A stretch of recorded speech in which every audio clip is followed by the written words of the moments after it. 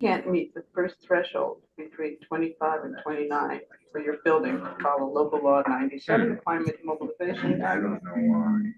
It says it's reported. You're supposed to Your report building is fine, but instead of fines, you can get carbon credits. But then the consultant I spoke with said it's only worth 10% of the fine anyway, so what's the point? And I've got to write an 800-word article on it. You have to write it. An 800-word article, small, short article, except for the fact that I'm blind. We won't accept 759 words. Carbon credits. Yeah, sometimes. Something you do to clean your heating system or your. Well, you do things air that you're gonna have to, people are gonna have to, you know, it's about the electrification of buildings. It's gonna be really tough. That's what it costs in condos. It's about changing your boilers, which you have to do every 20 years anyway, but you know, still it's a lot. How do I promote?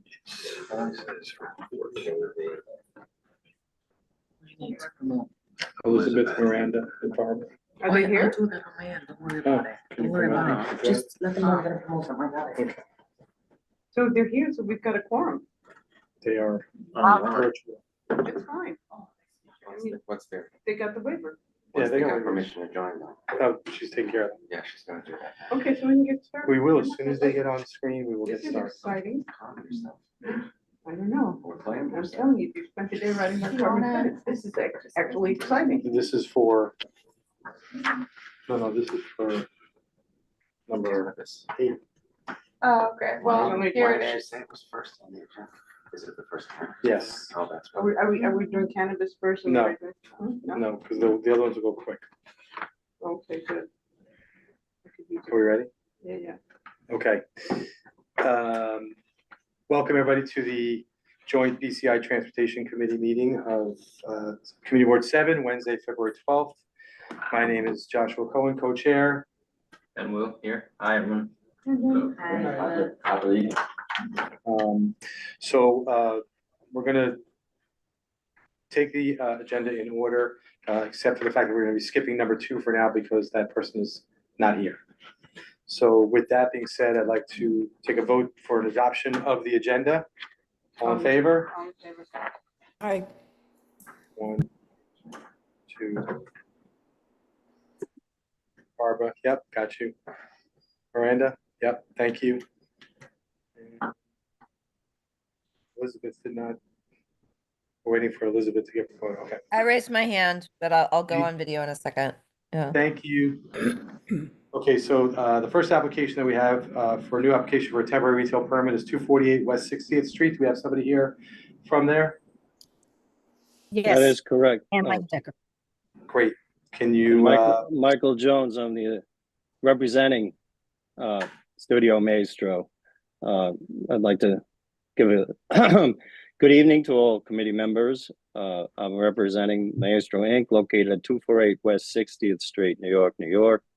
The proposed premises, known as the Manhattan Movement and Arts Center, or MMAC for short, has been operating as a performing arts venue since 2008.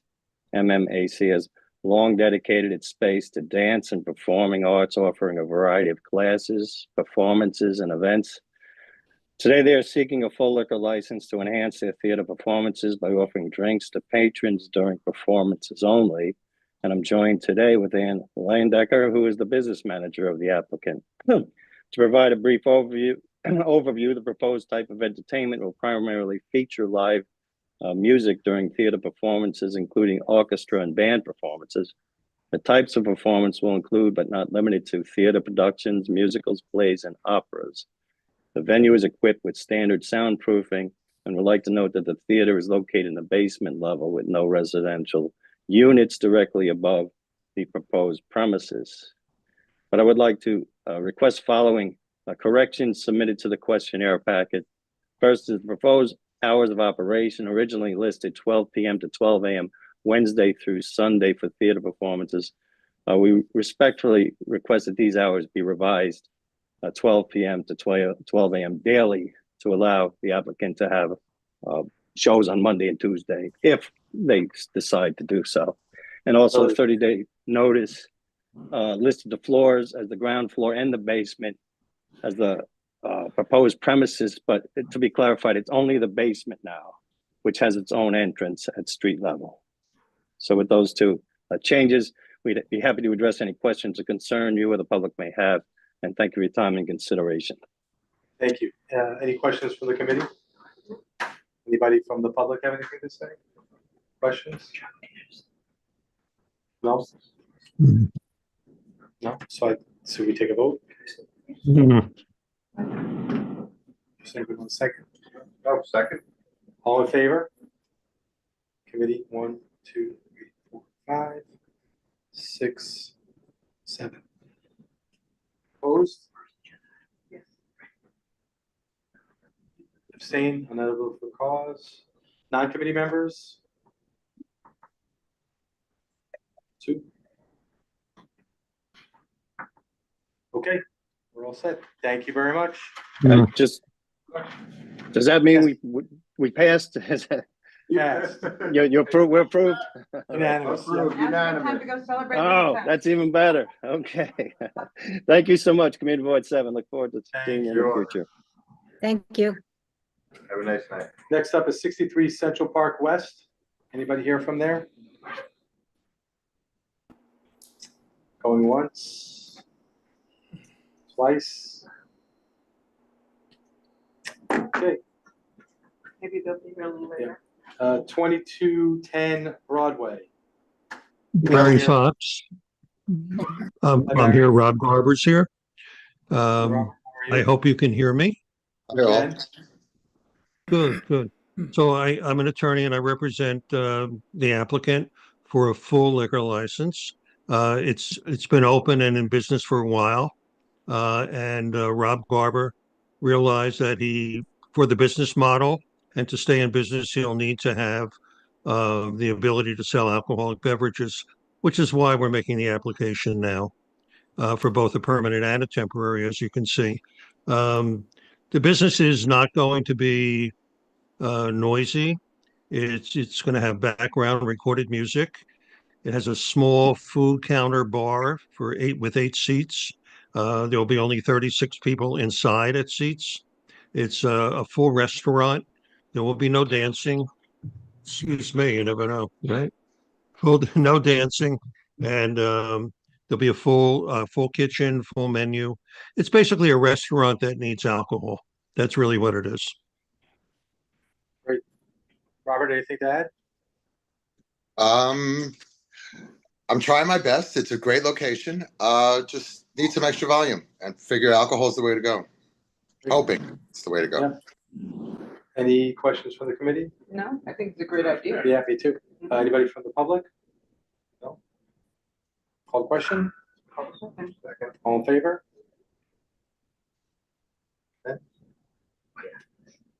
Okay, 7. And opposed, none. Abstained, none. And those will non-committee members, 2. Great, thank you, and good luck. When do you anticipate? On me? Nope, I said thank you and good luck. Thank you Well, very thank much. you very much. We appreciate it. Really do. Hi, Hope Rob. to see you soon. Great, thank you. Thank you. Next, we have Thank you. 2701 Have a good night. Broadway. You too. 2701 Broadway, anybody here from the, to represent? Is up. Hmm? Elizabeth's hand is up. I'm not sure if she wants to speak. I think she wanted to be promoted. I can't see her. No, she's on. Yes, She's she on is. camera. Yeah. Keep her the hand down. Oh, Elizabeth? Throw her hand down. That's okay. Okay, sorry. Nope, sorry, I'm just in transit. I'll be in front of a screen momentarily. No problem. 2701 Broadway, anybody here representing? Nope. Okay, 994 Columbus Avenue. Anyone here representing? Okay. Well, that concludes the liquor license portion of tonight's meeting. Next, we're going to do retail dispensary premises, and the first one up is 57 West 86th Street. So if you guys could come up, I know you're going to present. We would ask you guys to, we want to try and be efficient with this, so we want to have this be a quick presentation and question and answer. We'd like to try and limit it to 10 minutes total. Just trying to keep it in mind. And so with that, if we could have your names and if you could tell us a little bit about what's going on. Yes. So my name is Irina. I'm part of the admin team, which is applying for 57 West 86th Street. Oh, sorry, if you could just speak up a little bit too so they could be picked up on the I'm so microphone. sorry. On the microphone. Yeah. Step up. There you go. Apologize. Yeah. Elena Ristovsky for the admin team together with my husband Dragan Ristovsky and Sam, who should be somewhere on Zoom, who both of them own the license. We have Andy Sig, our legal representative and a dear friend of ours, and the wonderful Miss Ellie Carney, who has been working with us and opening stores and restaurants since 2013. She also has a master's in public health from Columbia University, and she's going to be especially in charge for this store. So I will, since we are short on time and we have to go to the presentation, I will ask Ali to continue. We'll quickly introduce you to the next slide. Thank you. Wonderful. Thank you, Elena. And I'm so sorry, I can't see from my screen. Is the presentation up? No. Oh, great. Would you mind? We do have a prepared short PowerPoint presentation. Yep. And Elena, I am here. This is Sam. Okay, perfect. Sorry, Sam, I didn't see you. Hi. I also took the liberty to print out the presentation. So, Did you give it to? yes, Nieves has it, right, Nieves? You want to share your screen to show us? You have to share screen. Yeah, share here as well. Great. Wonderful. Awesome. Thank you. Wonderful. Well, thank you all for allowing us the time to come and introduce ourselves. As Elena has mentioned, we've been a longtime community member and business participant in the Upper West Side, and we just love the area. So we're so happy to hopefully be able to provide a safe dispensary and for everyone to consume consciously among their wishes. And we just wanted to explain a little bit about who we are. We are a team of restaurant owners, public health professionals, and entrepreneurs who are ready to embark on this venture in the Upper West Side. Our overall mission, it's very important to us that we provide our community with safe, high quality, and responsibly sourced cannabis products. We really also follow in line with the wellness aspect and more holistic uptake if anyone is consuming, and we make sure that our products match that as well. We want to make sure the environment is welcoming and safe and not appealing to children. We are very lucky that the entrance is not on a main road. We are happy that it's off to the side on 86th Street, so it won't be in main view. And we feel very positive about the environment that we are preparing to set up in the Upper West Side. One of the best parts about the New York market is that the products are certified and quality assured. Every product that comes into the store has a certificate of analysis that tracks it from the seed to the sale of that product, so that every hand it touches, every part of production, cultivation, distribution, this product is tracked, and we know that it is safe, does not include any harmful chemicals or pesticides, and we are using all of the technology to activate the state's BioTrack system so that we can continue providing quality assured products to the community. Safety and security is always of the utmost importance for any business, but also a dispensary. We want to make sure that the environment is safe inside and out of our business hours, 11 to 9. We have a security person at the front door, always checking ID. No one is allowed without a valid ID into the premises. We also enforce the regulations of no consumption within 40 feet of the entrance, and our security guard helps us maintain that we are in compliance with those safety regulations. As I mentioned, we have an ID scanner, and we can also have the ability to bar people from entering if we need to, but I don't believe we will need to come to that. I do have experience operating 2 other dispensaries in the state to fully prepare for the Upper West Side. And at neither location have we had any issues. Everyone has always been a wonderful customer and in line with the compliance regulations. But we do have a zero tolerance policy for any regulations that might be broken, and we have them fully displayed at the entrance. Lastly, no loud music, rowdy parties, no gatherings. It'll just be a retail location. We have a big passion for education and awareness. Cannabis has really changed over the years and the decades, and especially now in the legal market. The brands and the farms that we work with are also passionate about education, and we will be hosting educational series for adults of age in our dispensary to learn more about what products are available, safety regulations, and how to possibly integrate it into your activities such as pre or post workout, handling, women's health issues, and anything that anyone would use cannabis for. Our brands really make sure that they step up to the plate and educate the community. Keeping cannabis out of the hands of minors is absolutely top priority, and we couldn't agree more. What we do see from research at other states and cities where cannabis has been legalized is that it does not actually facilitate the increased uptake in minors.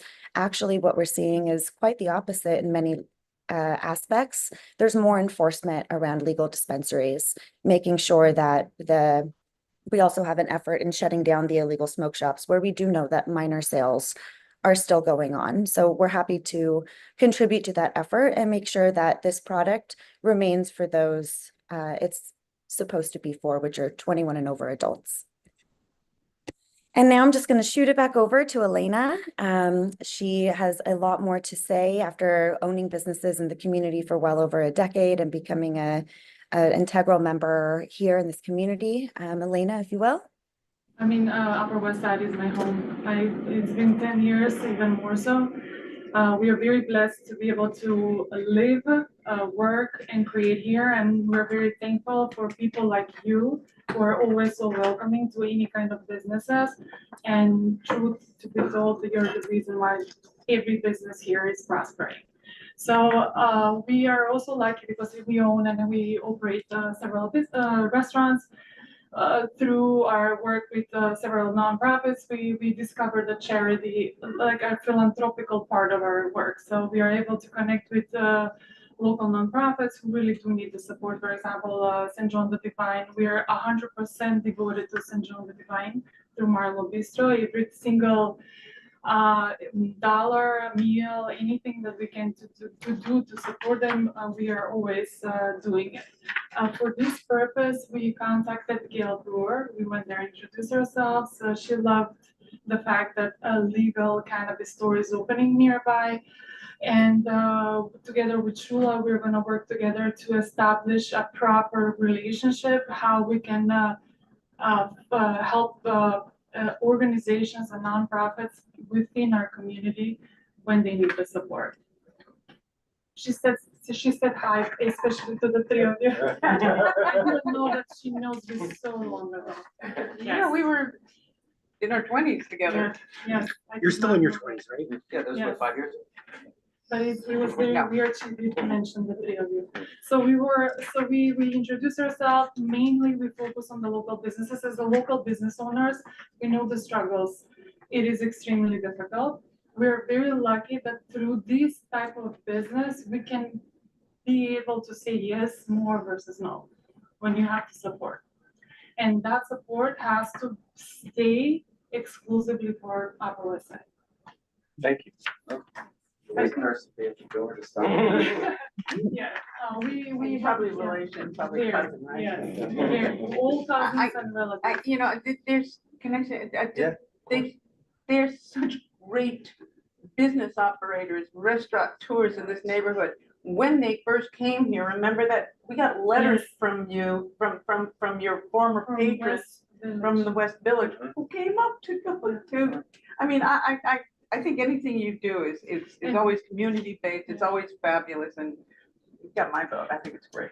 Thank you so much. I agree. Thank you. I know we have more slides, but I know we're short on time. Appreciate that. We just want to say that we are going to do everything for this community. You always have. Yeah, please, I anybody have just any want to say, questions? I'm Comments? thrilled that you're here. Obviously, I think it's not an unfair statement to say that we support legal cannabis. Yes. I am personally disgusted by the illegal stores, and I'm glad that they keep shutting down until they're all gone, because Thanks the whole, to you. well, Yeah. it takes a village, but the fact that, and the other thing that makes me just have a lot of confidence is that you have experience in this neighborhood. I think your restaurants are great, you're great neighbors, so you already know your customer base, you know the neighborhood, and I want to echo what Linda said. You've been great neighbors, and so this is a new venture for you, and I'm fully behind it. Thank you so much. Yeah, mean it Thank sincerely. Anybody Thank else from the committee have any questions or comments? Is there any- sorry, Barbara, yes. Hi, thanks. I just want to echo what was said already. Elena, your restaurant is one of our very favorites. We go there often. We just got a Christmas gift certificate for dinner there again, so we'll be coming shortly. And I'm totally in favor of anything that you're running. I think it's great. Thank you so much, Ms. Barbara. Miranda. I think you're on mute. Miranda's on mute. She's unmuted, but hear we you. can't hear her. Oh. You're unmuted, but we can't hear you. Oh, that's weird. Now we can. Just a quick question. What is AFNY? I just like Google, there's nothing on the site. There doesn't seem to be, I'm kind of confused who this is coming from, and what AFNY is and how that relate, who we're giving approval to, if that makes sense. The guy that is approved is Sam. He's He's here. here, and we partner up with Sam. So he's So the he's the one license who is was on that awarded. area. Sam and Dragon. This is a card license, is that right? Yes. Yeah. And what's the act, what does AFNY stand for? It's their name that they choose, And but New we York, have. yeah. It's abbreviation for American flower. Yeah. Okay. Yeah. Thank you. Sam. Got it, thank In you. New York, I assume. Yeah, and New York. But the business name is Superfly. Super, okay. When is the anticipated opening? Mid-March. Oh, Oh, that's soon. We received the OCM approval, meeting location approval. I apologize. We are due to have the on-site inspection any day now. We have installed how many? 47 cameras. I think we have more than Chase. Because it's all like the way that it's placed, it requires a lot of angles to be covered. Sure. It's a fun experience, venture. How much more construction you have to do, or is it Oh, he pretty loves much? construction. Yeah, I know. No, it's not a big construction. We're just doing cosmetics. Okay. We're just applying. And we're very lucky. The space itself was the bank, right? And it's so cool and beautiful and Yeah. It's spacious. great. And it was only needed to be repainted and spruced out. I would say, Right. like, you know. Thank you. Taking the lower level too, I'm familiar with the space. Yes. Great, wow. So we had luck. We were Been very, vacant a very long time. persistent Very with the familiar. landlord, who is the 94-year-old Yes, we know. gentleman. We met him. We had to drive to his house on a Sunday, hot day. We New met Jersey. him, yes, with him and his brother and his whole family. So it was a mazel tov. Great. Yeah. I see there was a hand up from the public who wanted to speak. If you could just step forward so you could be in the area of the microphones, that would be great. Sure. And if you could say your name, that would be appreciated as well. Yeah, Owen Davis. Just a couple of questions. Just if you could come a little bit closer, just because the microphones pick up. Gotta be picked up by the- There we go. Thank you. Couple questions. What kind, like, first of all, what do you think about lines, managing people coming in and out, like Super- on the, you Super know? easy. And by the way, that would be a great problem to have, I understand, but Yeah. it will also, people, we live in the neighborhood and Yes. obviously we would be concerned about that. So that would be question one. And then question two, is it, what type of sort of place will it be? In other words, is it premium priced, moderately priced, like, and the kind of crowd or the kind of people that would be attracted to it? So this would be like just a visual for you, but to answer your first question, and I love this question, because this was the best thing that could happen to us. You remember, Chase, there is a partition inside. When you enter, there is like a waiting area, and there is a second door that is like bulletproof or whatever, and you have to physically enter in the bank itself. So we kept that. We're gonna use it as a waiting area, so people do not loiter or mingle outside, so no one can see if people are gathering. So when they enter in the waiting area itself, and it's also good if it's a winter, if it's extremely cold or it's hot, so they're away from that area, right? And in this area, they will be checked for their IDs, they're gonna be all the security But measures. is there any way to guarantee there's no waiting Yes, outside? we will. No crowds, no With lines, no no crowds, no lines. You will have our cell phone at any time. Anything is annoying and unacceptable, you will call us. We will make sure it's never gonna happen. I'm just gonna interject, we all kind of thought when we first started seeing this whole new, product line. And we've got a few, dispensaries in this, but it's not like a rock concert, it's not like a whole bunch of people. So what happens is, it's more like people going to a CVS or something, and so they're in and out. They're not, it's Right. not like. I guess though that there have been some dispensaries where they have been popular, but it ends up that they end up waiting on the sidewalk in line, and that really poses These like. premises have much more Yeah. space than Yeah. lots of those, so Yeah, it shouldn't be an issue. a lot of, The reason, I understand the pool is already sort of committed. Could you, Lana Davis. got it, thank you. There's a lot of those in Midtown, and every time I pass one by, I understand there's no comparison. Apparently, you're going for something high end, there's chase space, like there's partition inside. None of those look good. I don't know whether those people had good intentions and intended to improve the neighborhoods. Our concerns are based on what we've seen, and again, not yours, similar kind of thing. But are those licensed legal dispensaries? know. Yeah, license. Well, you would know because it's clearly Yeah, marked. there's one like a sort of national chain that's. Some in licensed. Midtown, there's Times Yeah, Square. yeah. Yeah, but what's happening there, is that you've got that huge tourist population, and that's problematic. But we haven't seen that, we have dispensaries here, and we've had dispensaries that have been operating for the past year. Yeah. That we haven't seen that at all, because we've all checked it out, So that got I'm to my- confident that you're Yeah, not my, gonna see that here. that was my second point, which was, is it premium priced, moderately priced, what? We have in the other place that we operate in the Bronx 600 SKUs, so we have literally different varieties of price range. Whole range. Yes. So it appeals to everybody, yes. Yes. And we also, Perry, if I can just speak as well, a lot of people frequent our other stores looking for just CBD products that don't actually contain any of the THC. And so we're also happy to have our hemp license to provide those products to people looking for the benefits that cannabinoids can bring to everybody. I just wanted to say something, just a very general statement. As I mentioned, I'm very much against the illegal illicit market. And I think what's been particularly terrible about it is that it's confused the market, because I would say most of the illegal stores look awful. Some of them actually look better, but they're still illegal. So I don't know what you saw, but my guess is it might not have been a legal store. And I think that has really tainted the perception of communities, because they see these crappy looking stores that are absolutely illegal, and they think, if we get illegal dispensaries, you're gonna look like that. It's not. So, I just wanted to make that And a also, we general live comment. here as well, my kids go here. Yeah, excuse me? Where do you do it close to? Yes. Yes, and we have across the street 89th and Broadway, restaurant. my kids go in 89th and Amsterdam.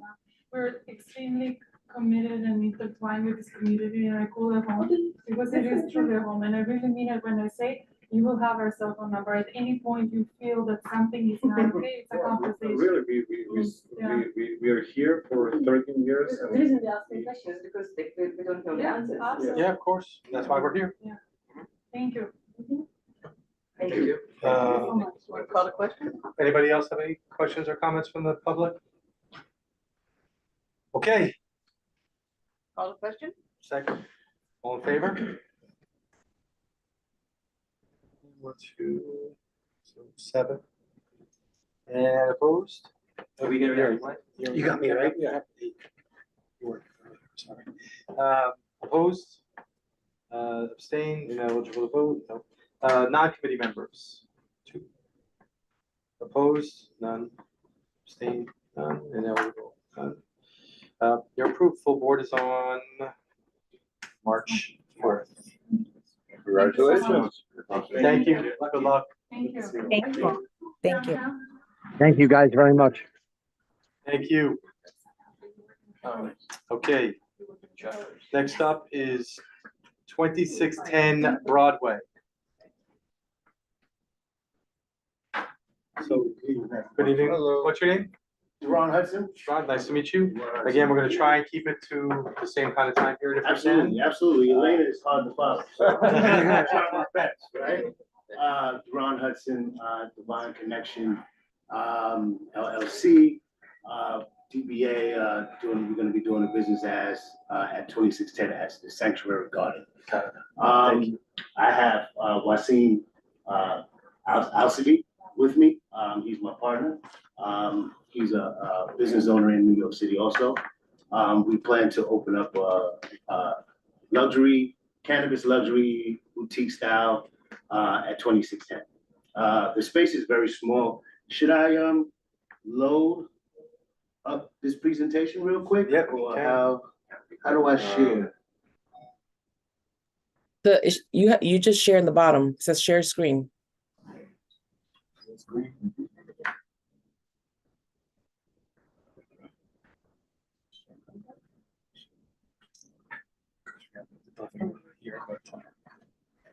I apologize everyone for showing up late. I got stuck behind a garbage truck. You weren't the only one. All right, well, in that case. Sad. No, That is the worst. That is the worst. You're sitting It's there. annoying. We have your Kelvin in here, by the way. Yeah, we tried. So to give you before the presentation comes up, I'm just gonna share about myself. Daronne Hudson, been a resident of New York City for all my life. For the last 25 years, I've spent my time in Department of Education as a substitute teacher. For the last 8 years, I've been working with ACS at the at Horizon Detention Center as a supervisor for the last 8 years. So that's me. That's my professional space today. So for the last 4 years since the MRTA was created, this new industry came, right? This legal industry, and that they created for individuals that were affected by the war on drugs, which happened when I was attending John Jay College in 1989 or 90 sometime. Got arrested, had some marijuana on me, and at that particular time lost my financial aid, lost my job because of that arrest. So here we are in 2021. They signed the bill for the MRTA, and they said, we will support the justice involved individuals, and that is me. I was fortunate enough in 2022, I served for about 9-10 years on Housing Works Healthcare Board for about 9-10 years, and I was the justice involved that allowed Housing Works to come into this industry. And here I am. I just applied for my own license, and I'm hoping to come into this industry on my own and open up a small business in this area. I have an affinity for this neighborhood, from John Jay College to Central Park to Summer Stages. I'm a jazz enthusiast, love jazz at Lincoln. I used to come to Sal's Pizzeria when I was younger, from the Beacon Theater. So I do have an affinity. I spend a lot of time in this community, and I'm just hoping that you guys will allow me to come into this community and build a small business with my partner, Indoor Trees. Wasim, excuse me, he has our team with us from Indoor Trees, Fazia and Rigie. They're part of the hiring staff, they're part of the management staff, general staff, and I also have my attorney here, Jeffrey Garcia. Great. So I'm just gonna run through this, paraphrase this presentation real quick, just for the sake of time. Thank you. Next screen, please.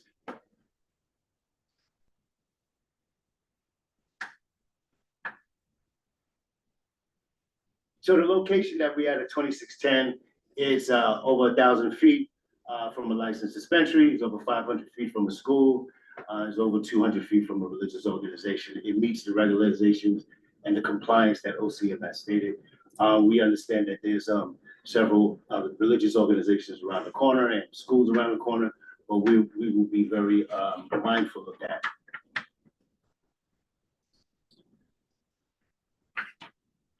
Hours of the store is as such.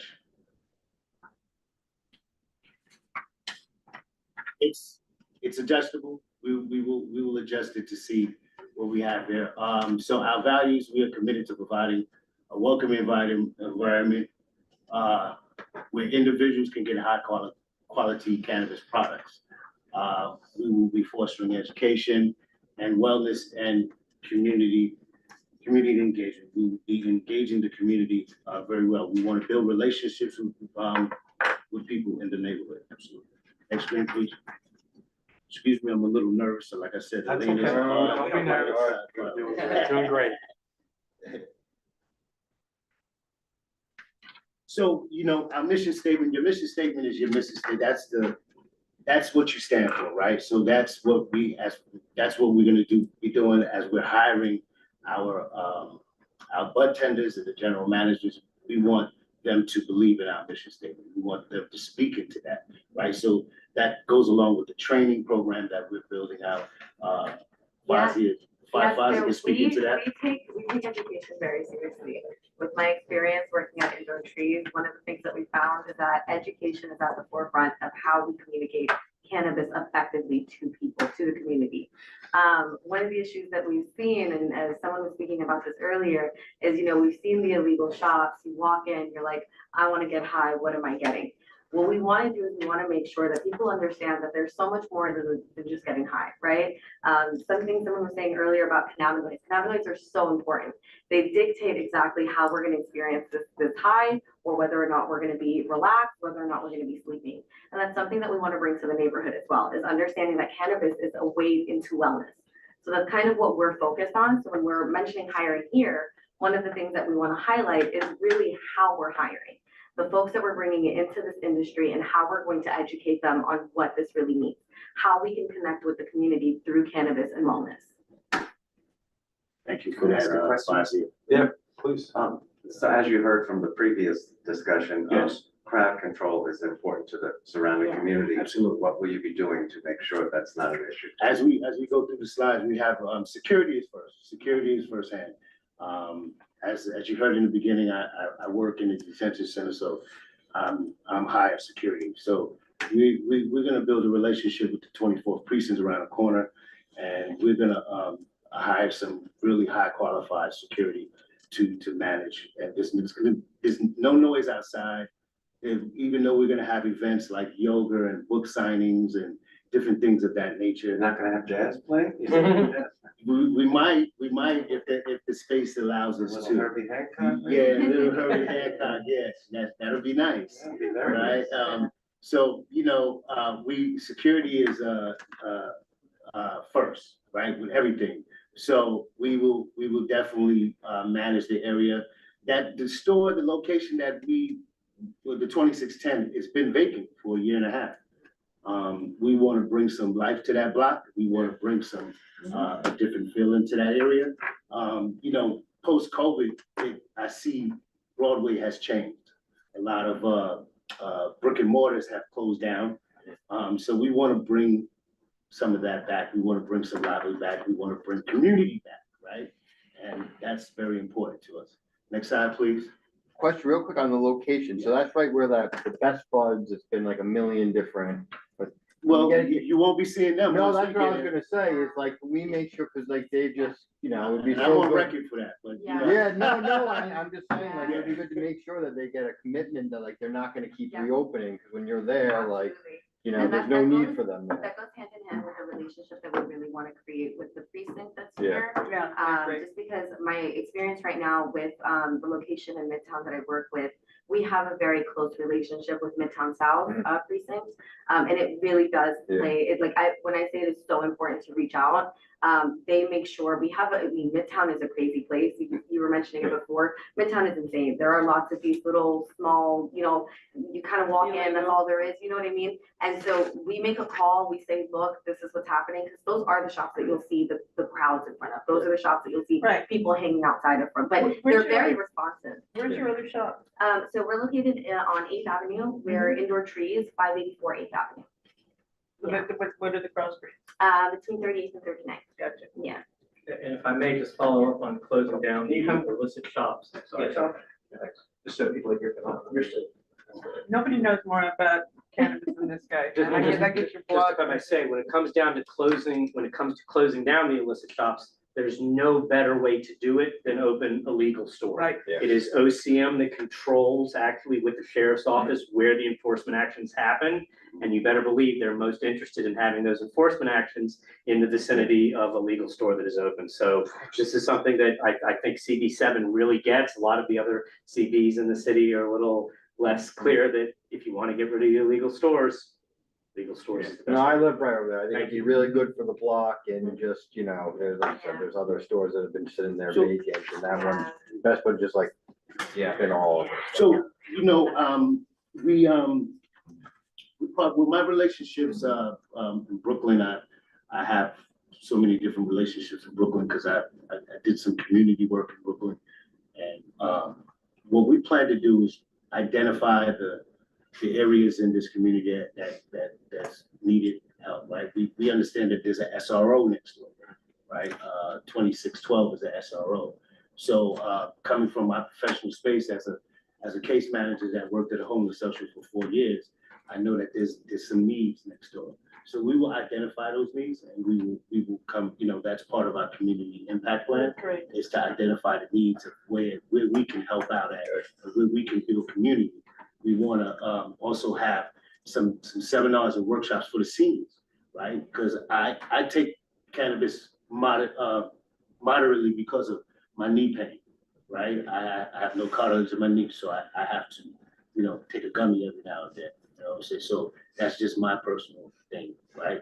But we want to identify what the needs are in the community, and we want to get in there and help out. That's Great. So go to the security thing, and I've explained the security to the. I'm sorry, I didn't know that I was supposed to make a copy. No, So it's okay. This is fine. So this is the space, right? It's about 850 square feet on the ground floor, and then 450 upstairs. So 450 upstairs great. will be for employee space only. We're gonna block that off, but that's why it's gonna be a nice luxury boutique style. Not attracting any one under 21 years of age at all. I don't condone that at all. And the next security, we're gonna have guards. We're gonna have Cameras, I think? cameras, of course. We're gonna have motion cameras. We're gonna have cameras inside and out, right? And then we're gonna have, panic button. We're gonna have an alarm system that supports everything. Control access door. The basic thing that to support and to secure space, and also to be extra eyes in the neighborhood. great. I thank you. Again, I have a very affinity for this neighborhood. I've come in this neighborhood all the time, and since I was 18 years old, since I've been going to college. So I hope that you welcome me as a small business owner. Yeah. Thank What's you. your estimated opening date? About 60 to 90 days, right? Wow, that's Yeah, great. 90 days. We want to get in there, and it's a small space. It doesn't take too much to put up some walls and secure the space, and hopefully Department of Buildings and OCM approves us in a timely manner. But sometime in this, early spring. That's great. Yeah. How many employees are you planning on hiring? 10 to 15, very small staff. Wow. Trying to create a family type of atmosphere with staff. Retention is very hard in this business. A lot of the bud tenders and people go from different dispensaries to dispensary. So we're hoping we can build a family and build some type of, longevity, right? Sustainability, longevity with That's Call the great. question. Call the question.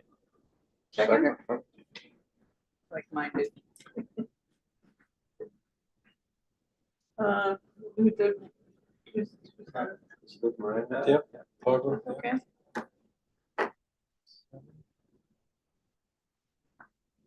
Excuse me.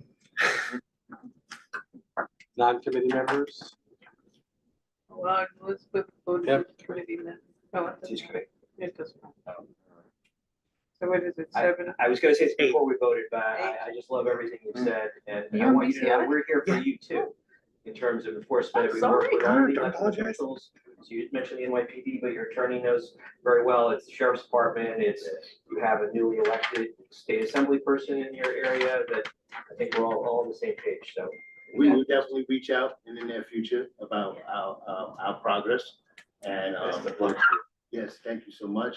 I'll be remiss to, say, thank you to Jessie, for, Absolutely.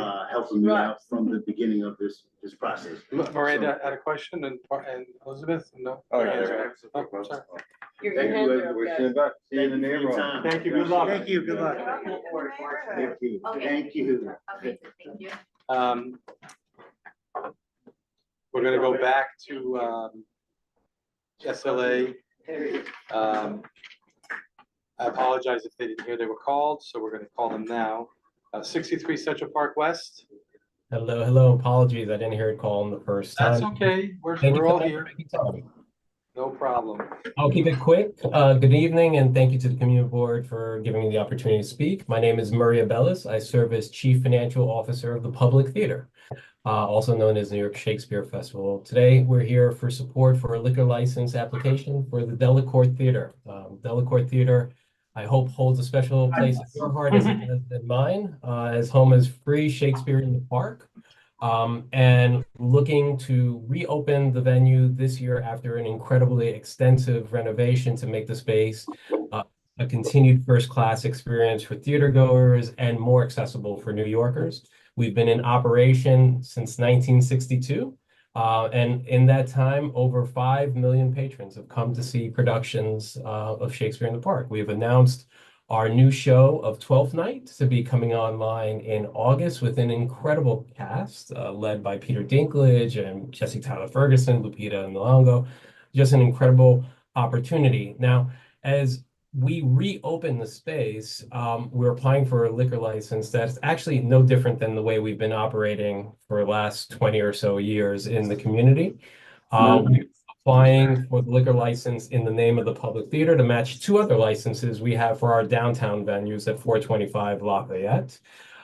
Continuing with the same food and service vendor, Union Square Events, which is well known across the city. We have had no difference in operating tenure, diligence, the hours of service, and our attention to the community as a nonprofit that serves community as the heart of our mission. So glad to answer any questions of what the space might look like or how it works or anything from the community board. Anybody have any questions? No, we're regarding- just excited. Yeah, Amen. As we are to be on stage again. yeah, let's Let's go. do it. Second. When are you gonna open? Next year, right? This year, August, we are on trajectory to Great. get June, and so we're actively getting it done. Eight. Non-committee, 3. 3. You're looking for the- Awesome to hear. Thank you so much, community board. I really appreciate it. Thank you. And now we're gonna go to 994 Columbus Avenue. Hey, guys, can we just do this so we can finish this up here, please? 994 Columbus Avenue. Yes, good evening. Elton, Yes, I apologize if you didn't hear you were called before, but no worries. Thank you. let's get going now. Thank you. So Please we tell just us- we have agreed on purchasing or buying an existing restaurant, Orto Mare on 109 in Columbus. The restaurant pizzeria has been in business for the past 7 years. They've been very successful. So we will reopen with a new name, hopefully sometime in March. We will keep the same team. It's going to be an Italian restaurant, pizza, pasta, and the wine bar. We hope that to continue the same service that the existing restaurant has been offering, and it seems like the community in the area have been very happy, as the reviews online show. So we're hoping that the community board will help us and agree to our request for the transfer of the liquor license. Just, when do you think you're gonna open? In March, we hope. Okay, great. Call the question. Any other Call the questions? question. Call the question, all in favor? Okay. Opposed, abstained, ineligible, no? And non-committee? Okay, great, good luck. Thank you very much, guys. Thank you. I'm now gonna turn the meeting over to Doug. Oh, yeah. Oh, wait, are we gonna, so just a question, this outdoor dining licenses are gonna go? After. Okay. Yeah, I think we should have him Yeah. to speak, so Alright. he can, is that, unless anybody has an objection to that. No, not at all. How long do you book for That's this? probably like 10 minutes. Well, I just want to say, we are so lucky to have this gentleman that is sitting at the table. And why do I say that? Because this gentleman is kind of a big deal. You say that because- because he's sitting at the table? Well, and he's bigger and stronger than me, and, I better be nice. No, but the truth is that we're really lucky. There's 59 community boards and there's 5 boroughs, and we have a very important and helpful person in commerce, in employment, in being helpful. And our commitment on this board, and this committee in particular, is to do non-applicant things, but informational things. So hopefully, people who are watching will benefit from this, but this will live in the YouTube and the presentation, and of course, the resources are available going forward. So without further ado, I just want to introduce the official title of the gentleman's in the XP is the Executive Director of the Mayor's Office of Nightlife in New York City Small Business Services. But he's also fondly referred to as the Nightlife Mayor of the City of New York, and he's the second person to fill that position. And we are so lucky to have Mr. Jeffrey Garcia presenting and explaining the various things that his organization does. And take it away, Mr. Garcia. Thank you, Doug. Thank you. And good evening, everyone. Thank you for having me. Everybody's talking about affinity. I have an affinity to this neighborhood too. In the early 80s, I worked at Zabar's. Oh, wow. Scott, who runs Zabar's, is related to me because he's married to my first cousin. Oh, wow. So it's a place that, grew up at, my aunt worked there for like 30 years. But even before that, my dad owned 2 restaurants in the 70s on Columbus Avenue. Which one? Dominican restaurants. What? El Jaque and one called Rancho Alegre. I know, right? Yeah. Okay. Yeah. So long time ago. So this Yeah. neighborhood was very much a Dominican community. Right? And people. So I feel at home here. Thank you. And obviously I see my brother, mi hermano. It doesn't sound the same, mi hermano, and Rigie. And again, Doug as well. Thank you for having me. And I really appreciate being here and the opportunity to speak about the work that I do in supporting small businesses, because nightlife businesses, what that encompasses are small businesses in this city, right? And I'll tell you a little bit about them and what they mean to this city and why this role that I have is so important. But I'm going to tell you a little bit about me now. Prior to coming into this role, I retired in 2014 from the NYPD as a first grade detective, working in the Organized Crime Control Bureau. Retired from there, always loved this industry. So I opened up a place in the Bronx called One on More Coffee and Wine. My wife has been running it since around 2016, 2017. At that point, I wanted to do some other things, and then I started this organization, this advocacy organization called the New York State Latino Restaurant Bar and Lounge Association, which is where then I met Andrew, and we've been friends ever since. But just digression real quick, my wife has posted that since opened up a few more locations and really keeping busy, a woman entrepreneur now, and really enjoys the industry and the work.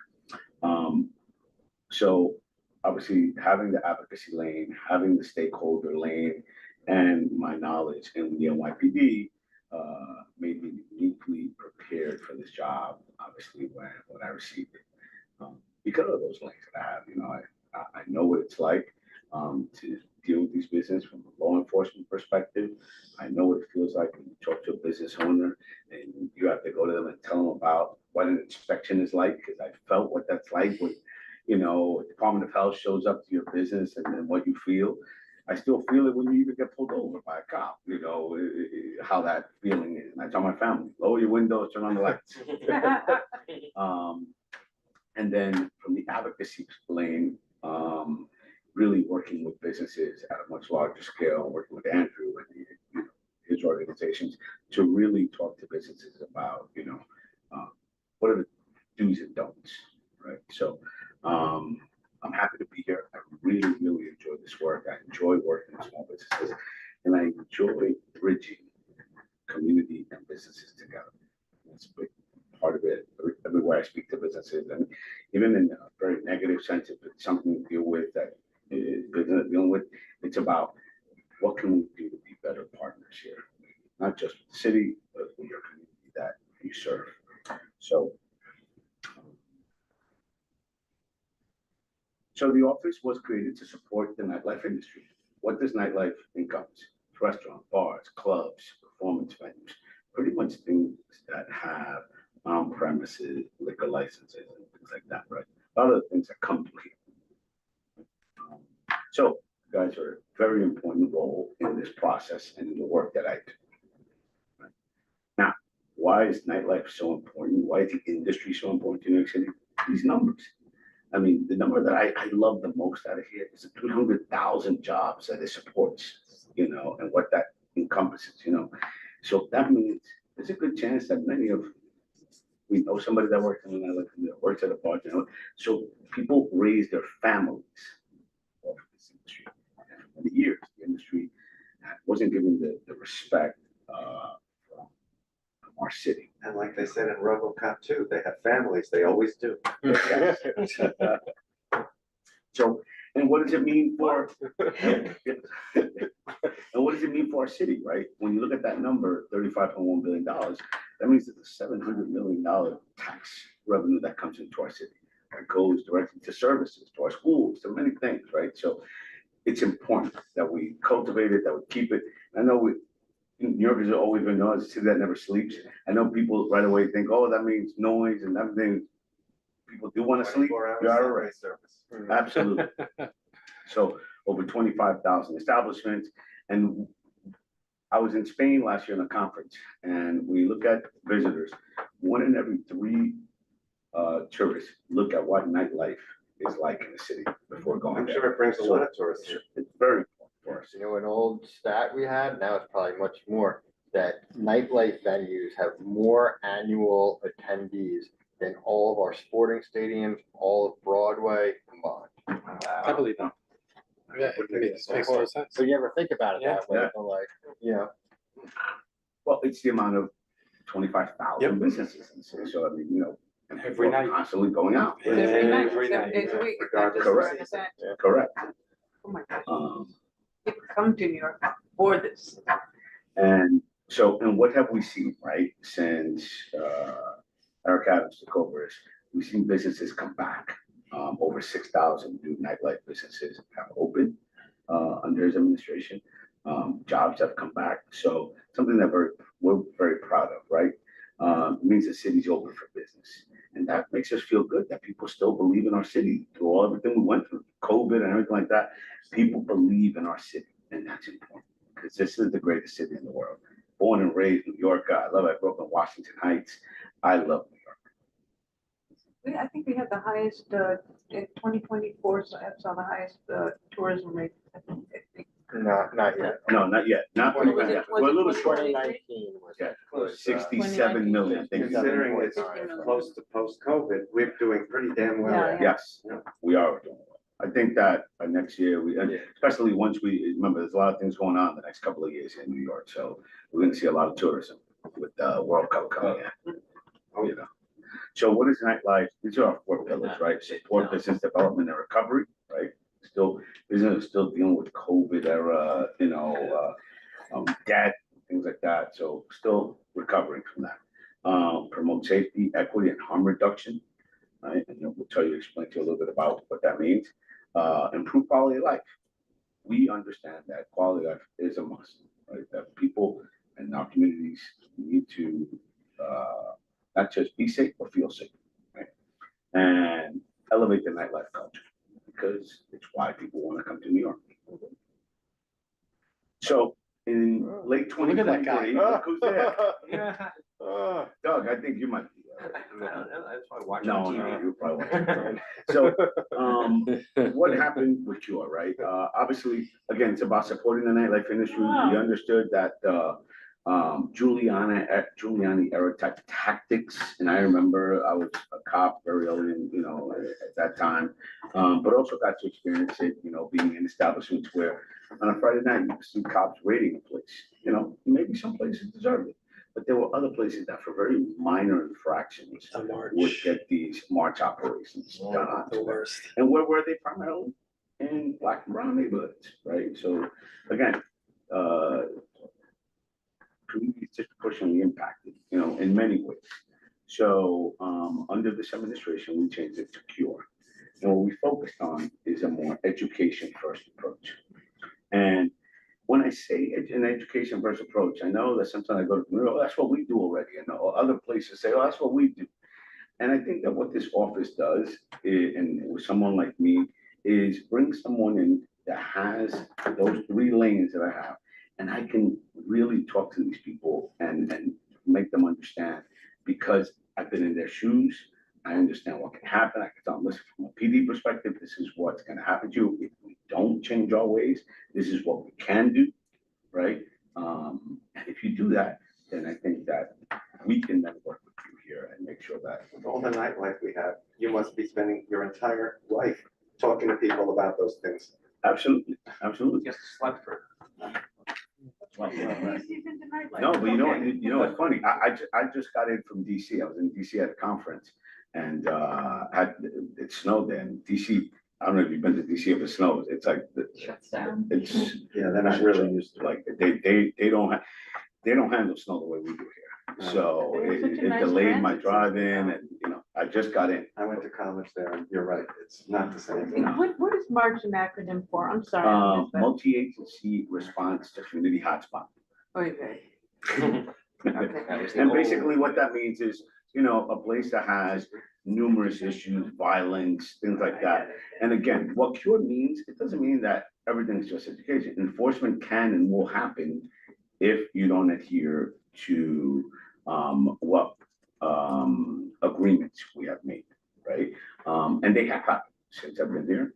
On numerous occasions, we've had to. As of today, I just got an email from the chief of department's office. There's going to be a location that enforcement is going to happen at. That's a major incident happened. And In this neighborhood? no, Fishing? no, not in this neighborhood. It's good to know. But it was a very prominent thing that happened at the beginning of this year. So, without going into every detail, but so what I'm saying with that is that it can happen and it will happen if they don't adhere to obviously the meetings that we have. And there's usually a meeting between me and the special ops lieutenant in the precinct. Once you do an operation like that, the word gets out. Correct, absolutely. And then obviously they still do get another chance. We're still getting some complaints.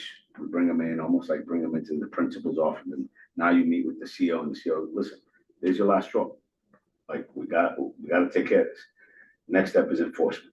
And again, it has happened already. So we know this works. But I've had over 200 Cure operations over the last year, and we've seen the difference where people are adhering to the changes and the recommendations that we make. One of the initiatives that we have is Mend NYC. It's a mediation and conflict resolution service between residents and venues, right? That we want you guys to send people to us as well. I got, no, CB11 in Manhattan, that's a little bit north of here. Yeah. Sent me a recommendation recently, right? And we're working with that venue now. And we're hopefully gonna get them into this program, so that community member, that business owner can speak. And what we've seen is that when people talk to each other, in almost 87% of the cases, they do come up with a resolution. It could mean moving the speaker around from the back to the front, moving a bass to the front, because maybe that's where they sleep, and that's where they feel most of the vibrations. It starts with talking, right? It starts with bridging these gaps between the community. And I know some community members say, oh no, I'm a little nervous because maybe they see the type of crowd, they see this, they see that. Reach out to us. We want to be that connection, right? Can I ask you a quick question? Yeah. You maybe heard some of the applicants tonight talking about retail cannabis dispensaries, and some people were a little scared. I know well, but. Oh, sure. But just like, would your department assist with like, let's say that people were queuing up, it's not a nightlife business per se. Does that fall within your jurisdiction to help if there was some? Well, it falls under our restriction, under our jurisdiction, because it's still under SBS, Small Business Services, and Cannabis NYC is under SBS. I work very closely with Sheila Dawson, the director there. So when it comes to certain things, like I was hearing someone talk about lines and dealing with the precinct, I know Darren well. He's a good guy. I know him. I told you, if you have any issues, I can connect you with the precinct. I can help you with that situation. Yes. Yeah, and he's also they're connecting the two for, I mean, they're. Absolutely. Yeah. So yes, if you listen, I come from the NYPD model where you refer the complaint, not the complainant. So you send me somebody you need help with, even if it's cannabis, I'm gonna help them out and I'll connect them with the right team if I can't do anything, right? If I can't help them, I'll connect them with the right team. But when it comes to PD, I can help in making those connections, okay? So Mend NYC, please send folks over to us. We can connect them with Oath and the Office of Conflict Resolution. And who are these people? They're professional mediators. So it's not me. I may have a bias, just like you may have a bias, sign the side of the community member, I may sign the side of the business member. No, this is someone that is completely neutral to this. It's gonna sit there, hear both sides, and come up with a resolution. Narcan, we all know what's going on, right, with the fentanyl crisis and the opioid crisis all across our country. New York City, we're having the same issues. Recommend another campaign. It's called Narcan Behind the Bar. We recommend every business takes advantage of this, right? And basically, it's a free training on how to administer Narcan, and you have that behind your bar counter, just like you would any other first aid kit, right? And you could give somebody a second chance at life, and that's what this is all about, right? It could be that somebody passed out in front of your business. Somebody, runs in, hey, do you have Narcan? Because somebody just going through an episode. You just help that person save a life. It happens inside the business, the same thing, right? There is the Good Samaritan law to protect businesses from this. So if business don't have your liability on this. If you administer it, somebody that was drunk, let's say, they'll just be a drunk person with Narcan, right? It has no other side effect to it other than if you're going through a crisis, help you, get that second chance and an opportunity for an ambulance to show up and then do further medical work on it. And it's free. We provide the training and the free kits to the businesses. Night school is industry training and education. What do we help businesses on? Best practices, party safety tips. We've seen a lot across the city. Cell phone, people's cell phones being stolen, pickpocketers, things like that. We work with businesses to, help talk to patrons as they're walking in. Be careful with your phones. Something.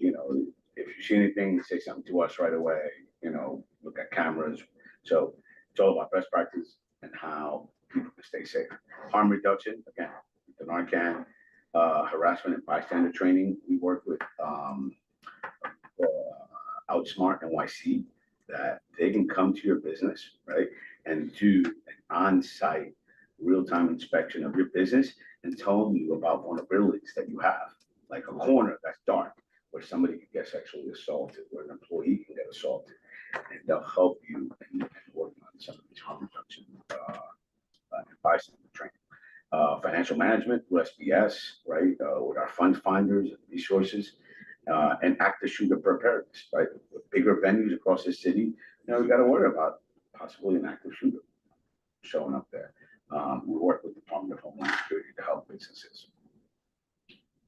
Elevate NYC, we all know how stressful the nightlife industry is.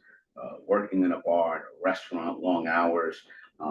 This is for their employees. They can get 24-hour video consultation, in-person visits at New York City Health and Hospital centers. So some health and well-being that we provide to service to the nightlife industry workers. And then we have the SBS initiatives and program. Every business should take advantage of our small business.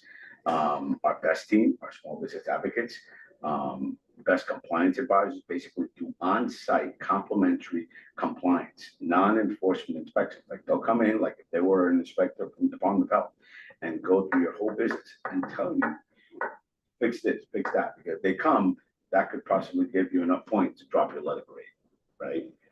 Or if even you went through an inspection and it didn't go well, we can come back and help you get through that and get you the resources to help you, okay? We have free commercial lease assistance for any person that's coming in and they're renewing the lease. We can give, we have free attorneys on site that can help businesses go over their leases, right? And help them in any pitfalls that that lease may have that could be hurtful to them, that can help them out. As long as they're not going through any legal, as long as they're not in court with their landlord. And then the funds finder, it's about looking for resources for businesses and funds, grants or low interest loans through local CDFIs. And again, you can easily contact me. I'll give you guys my cards, my cell phone, email. Follow us on our social. We always have constantly putting new things that are going on. We all know what you guys are dealing a lot right now with the dining out NYC and the outdoor dining. I want you guys to really have an open mind when it comes to that. I know that the program, the temporary program really created a lot of PTSD for everyone. I know Andrew and I, but we fought very hard to really get that done in the city. And the important, it saved a lot of jobs. It saved a lot of businesses. And I think overall it's a good program. And we're looking forward to seeing what this new iteration looks like and how it's gonna, change the makeup of our city. And just one other thing, I know businesses come here and, they wanna get a 4 a.m. license, they wanna get a 2 a.m. I implore you to, just like I tell businesses, be honest about what you're gonna do. You're gonna come here and, you're gonna open up a restaurant and, you wanna be open till 2 in the morning because you wanna transition into more like vibe dining space. Tell them what you want to do and prepare your business accordingly, right?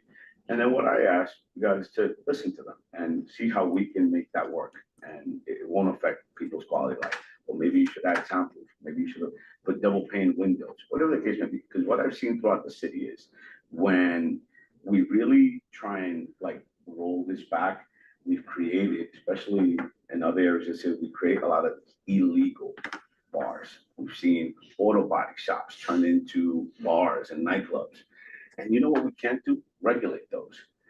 SLA can't go into those spaces.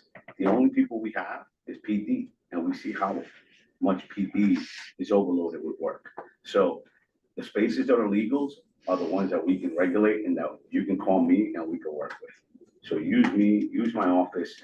I'm going to be gaining some staff. I also have access to the whole agency at SPS for help. So don't worry about, that it's only, I'm a one-man team. I'm a small team in my office, a few of us, but we're mighty. So I look forward to hearing from you and working with all of you. Thank you. Thank you. Any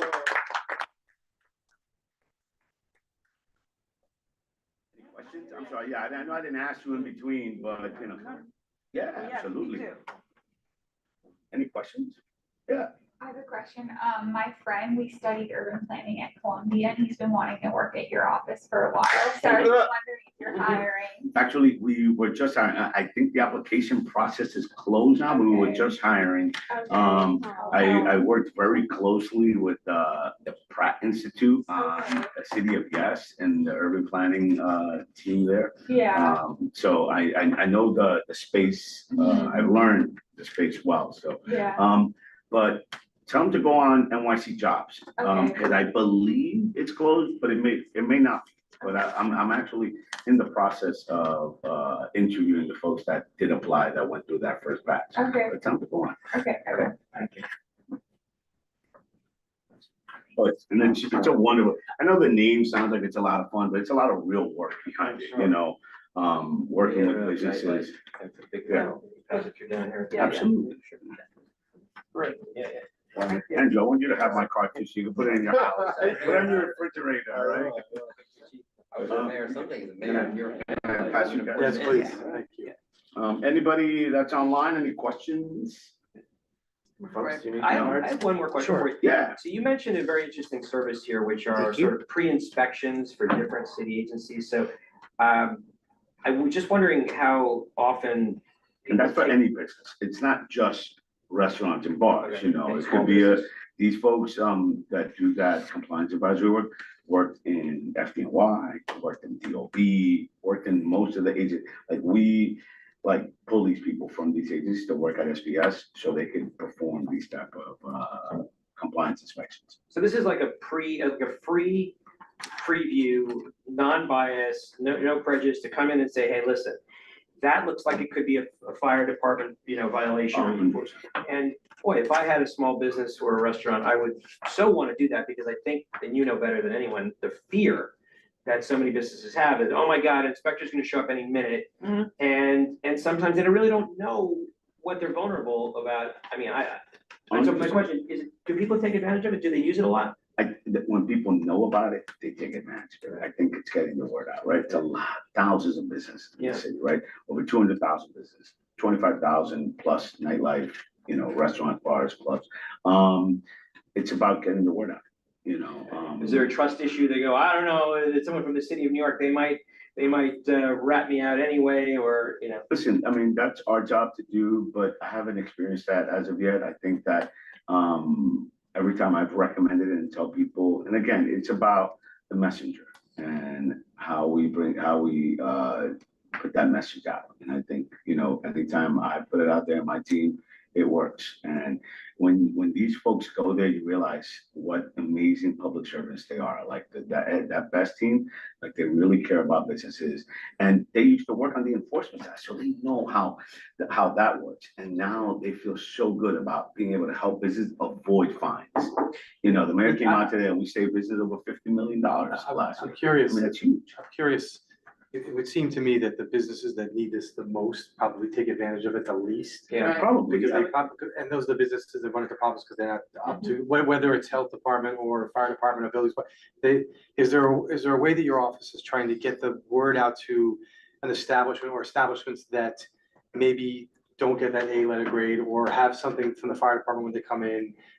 Is there some sort of, I don't want to say, maybe connection is the wrong word, but is there some sort of conduit to say, okay, the fire department came in and they had they failed their inspection, to get them in touch with your office? Because a lot of businesses don't know about this. So what can we do, or you do, or anybody do to get more businesses to know that this exists and it helps them? It's not going to hurt them. Well, I have these multi-agency meetings every 6 weeks, and I let those other agencies know, listen, we go to these places, recommend our office, recommend small business services. We also use social media. We have bids, right? The business improvement districts that we have. We have local associations. It's just Andrew, we have the Latino, right? So there's different avenues. Again, I think like what Doug said, sometimes it's just getting that person to make that call, Yeah, right? I think, based on my experience, that it's impossible for me to see someone from the health department to come in after doing an inspection that went poorly to say, maybe you should contact this office and they can help you do this from the health department. Now, the fire department, I think, might be, they're much more willing to help people get remedy, where I don't feel like that the health department does that kind of thing. So I don't know if your office can. Well, I know Do that you we're want- do you working know what I very mean? closely Like, with that's the my health experience. department. Yeah, we're working with them very closely as well. I mean, to see how we can change some things and, you know, how, listen, the mayor says it all the time, we should not be a city that is, you know, we should not be a gotcha city. We should be, we got you city. Yeah. Like, you know, like, and I think that we're really trying to change that. And I think that we need trusted messages. So when folks come here and they're gonna get a license for the first time, hey, listen, reach out to the Office of Nightlife. Yeah, we It can can, be very we can do our part for sure. You know, so Yeah. I think it's Yeah. using all the Yeah. resources that we have, the trusted messengers that we have available to us to really get the word out. Right. And that's why he's here today, obviously, because we are messengers and we do see all these businesses. And so now that we're more educated about Jeffrey's office, we can spread the word. If there's a problem, we know how to refer them. And, you know, just one last thing and I'll shut up, which is that in Can we my, hold you in to my that? work. What's that? No, I said, can we hold you to that? Yes, you can. I'll It's a sign tough off on crowd that. here, Tough- man. Hey, I tell you. No, but, There's my point. See you last night. No, but the thing is, in my business, Take my wife. the larger, take my wife. In a lot, come on. Let's get the meeting back on track. This is good, see, we're prolonging this. No, in the course of my business, the larger restaurant companies and hotel industry, and I worked for them, have internal inspectors that used to work for the municipalities that do their own internal inspections so that they will pass the actual municipal inspections. But for small businesses, they can't afford an in-house inspector that inspects. So the fact that you guys are here for small businesses, I think it's great. You know, we could have your office and your name and the contact information on the community board website. I bet that would be helpful too. I'll have my team talk to Is that Jessie your and. team talk to Yeah, that? that'd be great. Okay, that'd be I'll have very my cool. team talk to you, absolutely. Yeah. Have your people call our. No, but actually get it done. I mean, Yeah, that'd be great. Yes, I really, listen, I know the importance of your guys' role. That's why anytime I get invited to community boards, I love coming. Really? Yeah, I do. Listen, Not there's everybody that, I say that because, listen, you're that first line and you either give people a positive view of the city or negative, because they look at you as part of the city. It goes negatively here, oh, the city is turning shit. They don't want us to open up. It's horrible. It goes positive, oh my God, this is great. So I want to give you guys the best information possible so that those outcomes could come out better as well, right? And then I could also speak positively about the importance and why the community boards are there and say, listen, these are the steps that we need to take. And, you know, they have a role to play, right? They're part of the community. That's why I always say, I tell them all the time, even when you're not up for your license, you should come up every 2 to 3, 4 months, you know, and just see, hey, I'm here. How am I doing? Have you heard anything? You know, I'm dealing with a place in the Bronx today. And so I'm listening. Once you take these steps, right, and you see a difference, go to the community board, go to your precinct council meeting. Be like, hey, you know, I implemented these changes that I worked with the 50 precinct and the Office of Nightlife. Have you guys seen a change? Yeah. Yes. And you know what? That's how you start creating positive outcomes. And Right. improve. I'll just say, Jeff, that he's doing a great job and he lives and breathes it. What he didn't say was, you know, there's like 20 years of advocacy behind the creation of this office, which finally got enacted in 2017. It's really become a global movement. What are there, more than 50 plus cities around the globe? 70 now. I mean, this was, I was 18 in the US. The philosopher that came up with this concept, how cities always plan and manage for the day use, but not the night use, when the night use has so much of an economic and social importance to just the way that cities operate. And we're fortunate to have Jeff in there because he's doing all the right things. And talking about enforcement, I think one of the important aspects is that it's not an enforcement agency. So when Jeff is reaching out to you, they're trying to do everything and bring the resources to you so you can focus on education and training first and advocacy instead of just coming in with the heavy hand of enforcement and using that as an end result if need be, but not as like the first approach, and supporting businesses that for so long felt totally shut out. They contributed so much, but they just felt like they were constantly getting beat up by government. And this has really helped change the dynamic. And I think that's a really smart thing when there are issues. To say reaching out to the Office of Nightlife, these men programs and everything else really allows you to get ahead of issues. And I mean, I think that's a great thing just for us. I mean, And it lets the fortunately, state know how important they believe nightlife is. yeah, you And know, everybody involved with it. and I think it's also a great resource. I know we've done in the past where if someone comes, whether it's a renewal or first time application, people have concerns, you know, we're always here. I know Linda's like, all right, make sure everyone exchange like, you know, cell phone numbers and there's this, but like, we have to understand now there's actually like an official entity within city government that can help be that facilitator. So it doesn't just have to be like us as volunteer community board members being like, okay, business owner and resident number 1 and resident number 6 and this person, you know, all connect. They can really help facilitate that and track it and assist from like, you know, issue coming up to issue address. And that's 100% true. And like, another thing I always say is that when these businesses are flourishing, doing well, and there are extra lights out on the street at 1, 2, 3 in the morning. I remember this neighborhood coming to French Roast, at 2 in the morning, 3 in the morning. Used to be That, 24 hours. exactly. That, I mean, listen, if somebody is walking home, you feel safer when you see activity For going sure. on, right? When you have lights on, long as when you it's have more law-abiding, jobs. Absolutely, absolutely. But that just means there's people that are employed. That means people are working, they're not out crime. That means there's jobs. So that whole ecosystem is so important. And another thing that I mentioned the other day, when I was on Fox the other day, it was that nightlife has changed. You've seen nightlife come into the daylight too. You know, when you see brunches and you know, Saturdays and Sundays, that's something I did when, you know, 25 years ago when I used to go out, you know, it was only at night.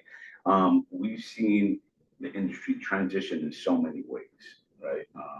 And in many ways positive, right? And how much the outer boroughs have really flourished So it's not post-COVID. just nightlife, now it's brunch life. Absolutely. Daylight. There you go. I hate to cut you off, but we have a No, lot more I on the know. agenda. I'm sorry. Thank you so But we much. really appreciate you coming by, Thank you so much. and we will definitely be advocating for the advocacy. Yes. Appreciate it. All right. In touch, yes. Thank you. Remember the after hours club in the neighborhood? That's illegal. Yeah. Okay, That moving was the on. neighborhood. Dining out NYC. Everybody's favorite topic. Yes, indeed. Talk about removing this. So, before we get going on the agenda for tonight, I just want to clarify that last month when we didn't have a quorum, we didn't have a meeting. And the reason those are not on this month's agenda because the period of, to look at them passed. So we, you know, we couldn't comment on them, which is all that we really can do is comment on them. We don't really have more to do than comment. I mean, we're not the end all be all. Sometimes when the applicant is available, We can have a we discussion. can ask things, yeah. We can have a discussion, but at the end of the day, it's still the DOT who's going to make the Will decision. they let you know or let the committee know how the ones that we did not have a chance to act on have been resolved? That's a great question. Jesse, do you know the answer to that? I don't have the answer to that. Okay, thank you. I submitted it as we waived because unfortunately we had no comments. Well, we're gonna have a meeting, Elizabeth and Jamie and I with DOT, and we'll ask that very question. Great. Okay, so I guess we can, yeah, let's start with, let's start with 1900 Broadway, because I know there's a couple people have questions about that. And I also am told that Jeffrey is here with us to answer any questions that we might have from the Smith. Yes, Jeffrey, that's correct? There he is. Yes, hi, good evening. How are you? Great, thank you. Thank you for joining us. So, yeah, Controlled by there. I think there were some people that had questions about the outdoor dining. So have at it. There wasn't so much, well, it was a question well, we of received the an email. sidewalk use. Yeah. Yeah, I have my hand up. I don't know. The issue is really about the extension of the outdoor space and how it exceeds the space at either of the two other restaurants along the avenue. So a bunch of committee members took pictures. It looks like there needs to be an understanding, I guess, from our side on what the new DOT rules are, which again is another item we're adding to our things to talk to DOT about. But the question was really just the congestion along that stretch of the avenue specific to the Smith space, which when you're walking by juts out about 2.5 to 3 feet more than Fiorello and the Ballood restaurants along that block. Yeah, that's way out. Yeah. I'm not sure what they have applied for. I assume when we got together with all the restaurants and the building organized it, I think everybody got approval or is getting approval or applied for the same dimensions of the cafe, which is I believe it's 8 feet from the curb, from the street. So I'm not sure what they have now set up, but I know we're set up now within what the DOT zoning is for and what we applied for. But I'll take a look and see if what you're saying about how they have their set up and talk to them. Yeah, that would be great. I think there's just a resident had a concern, and my understanding too, I don't know if Monica and Ralph are on from the bid, but they seem to think that you were in compliance with the new rules. So it was really a resident who apparently isn't here tonight who had the concern, and I think we just generally have an interest in making sure that that block allows, especially with the bus stop right there and everything else, that it allows for pedestrian, following the rules of what the DOT has put out in the guidelines. And clearly the Smith's restaurant comes out on the near side, closer to the actual inside of the restaurant. It's flush with the rest of the sidewalk or the rest of the other structures, but it clearly comes out at least 2.5 or 3 feet. And it's very hard. I think it's almost impossible for 2 people to walk by the Smith without going into the street. And even with 1 person, it's tough sometimes. So I think that was their concern. So we just wanted to raise it. Pictures, we can send you the pictures that were taken if that helps you, but it's quite an obstruction on the sidewalk right now. That's what we're trying to avoid. My sister. Of course. I remember when the applicant came to us, so, and Jeffrey, correct me if I'm wrong, you've got seating on private property, and then you have, this is, let's say with the old program, you had a sidewalk cafe that was the city permit. And so we're talking about the new program, which is not much different than the old one. So you still have your outdoor dining on private property, and then you have the extension which has an 8-foot clearance.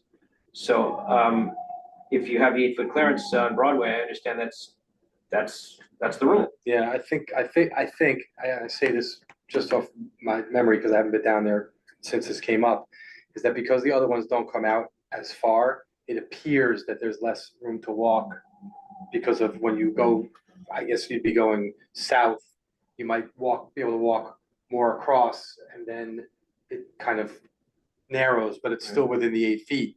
That's that they're in compliance with the 8 feet, which is what it needs to be.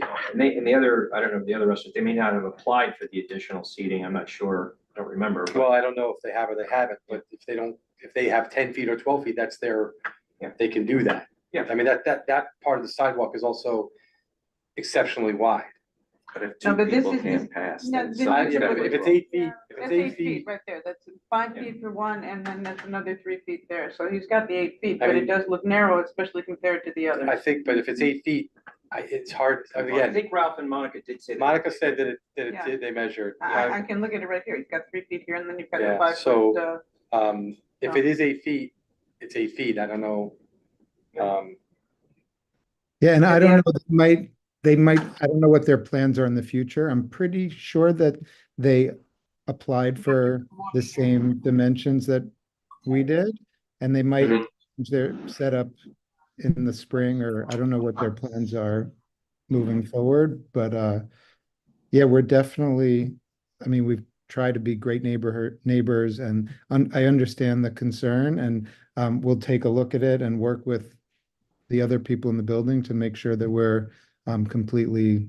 identical, and we're doing the best we can to make it passable for everybody. And we've been there, I don't know, 15 years now, and we've been able to work well with everybody walking by. So we will definitely do what we can as we continue.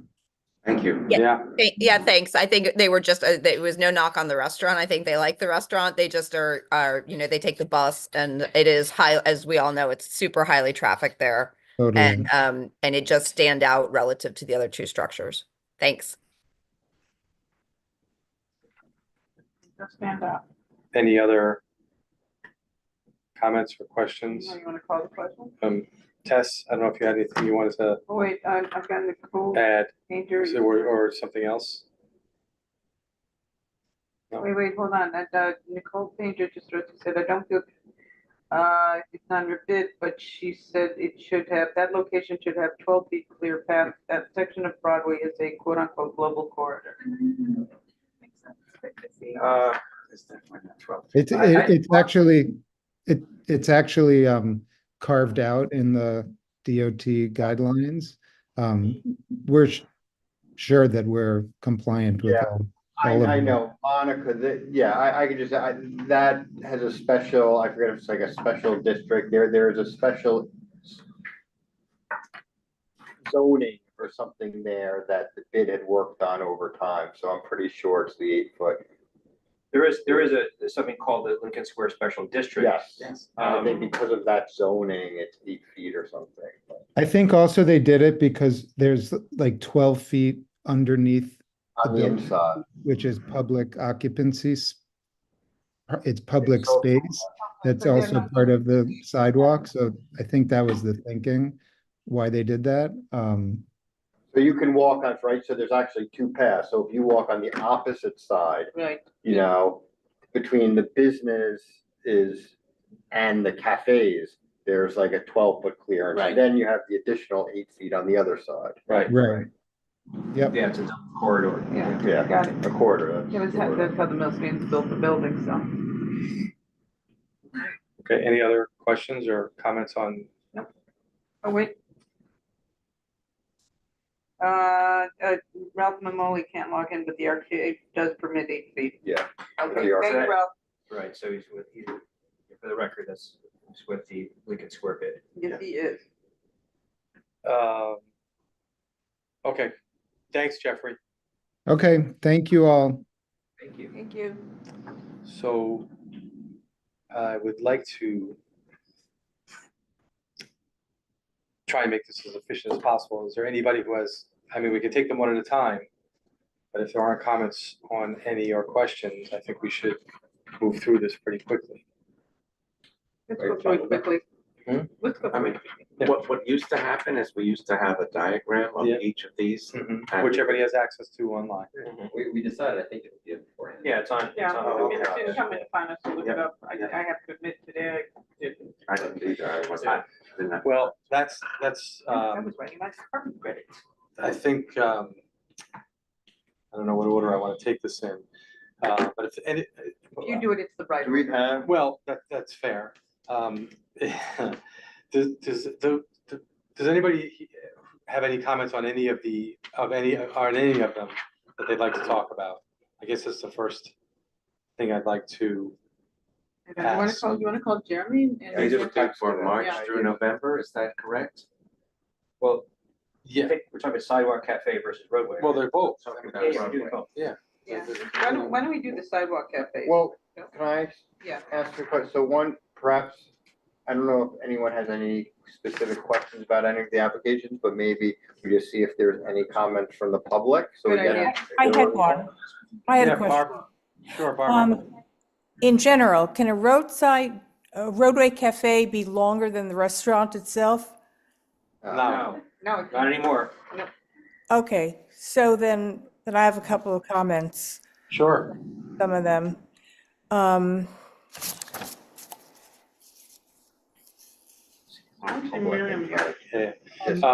Barbara, while you're looking, I just want to see if there's, I just want to see if there's from the public. Here, it's Beyond Cafe. First of all, that's massive. It's 40 feet, and that seems very long to me. The restaurant is Beyond on not that Broadway? long. Beyond Cafe, it's 2130 Broadway. Yep. The BIEND, Well, we're talking about, yeah. They have a wraparound, right? They've got the frontage on Broadway and on. And they 70. have that too. They have two of them. It's not really wraparound. I don't think they're connected. Well, what no, I- but they're on the corner of the block. The store frontage All right. of it exists on 75th Street as it does Correct. on Broadway. Correct. Yeah. Yeah.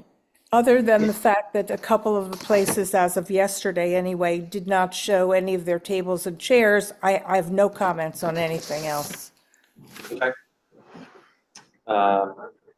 Is there anybody, Jessie, from the public that wants to speak on any of this? There's no hands up. Good to know. Thank you. So I propose if there are no questions from anybody from the public, nor any questions from anybody here, we just do a bundle vote to approve. And then I have some comments I'd like to make about this whole process I second that. afterwards. Unless anyone, now's your chance, online, present. No, that's. All right, so let's do that. Let's call the question. You're bundling. Yeah. Okay, then you're bundling. And this is everybody. 10 It's to a joint 21. Oh, committee. 10 to 20, okay. So all in favor? So we can all vote on this one. This is This is joint. So we have 1, 2, 3, 4, 5, 11. 0, 0, 0. Thank you. So I have some thoughts I'd like to put out there about this whole process. And I've been pretty consistent with my feelings on this from the beginning. So this may not be a surprise to anybody, but I feel like this is a surprise to Sofia. She hasn't been here. Let me rephrase that. This will be a surprise to nobody but Sofia. But I feel like that a lot of times when we do this, we're doing, and I know I say this a lot about a lot of different committees with the board, but I feel as if we have virtually next to no say when it comes to these applications. We may make a comment.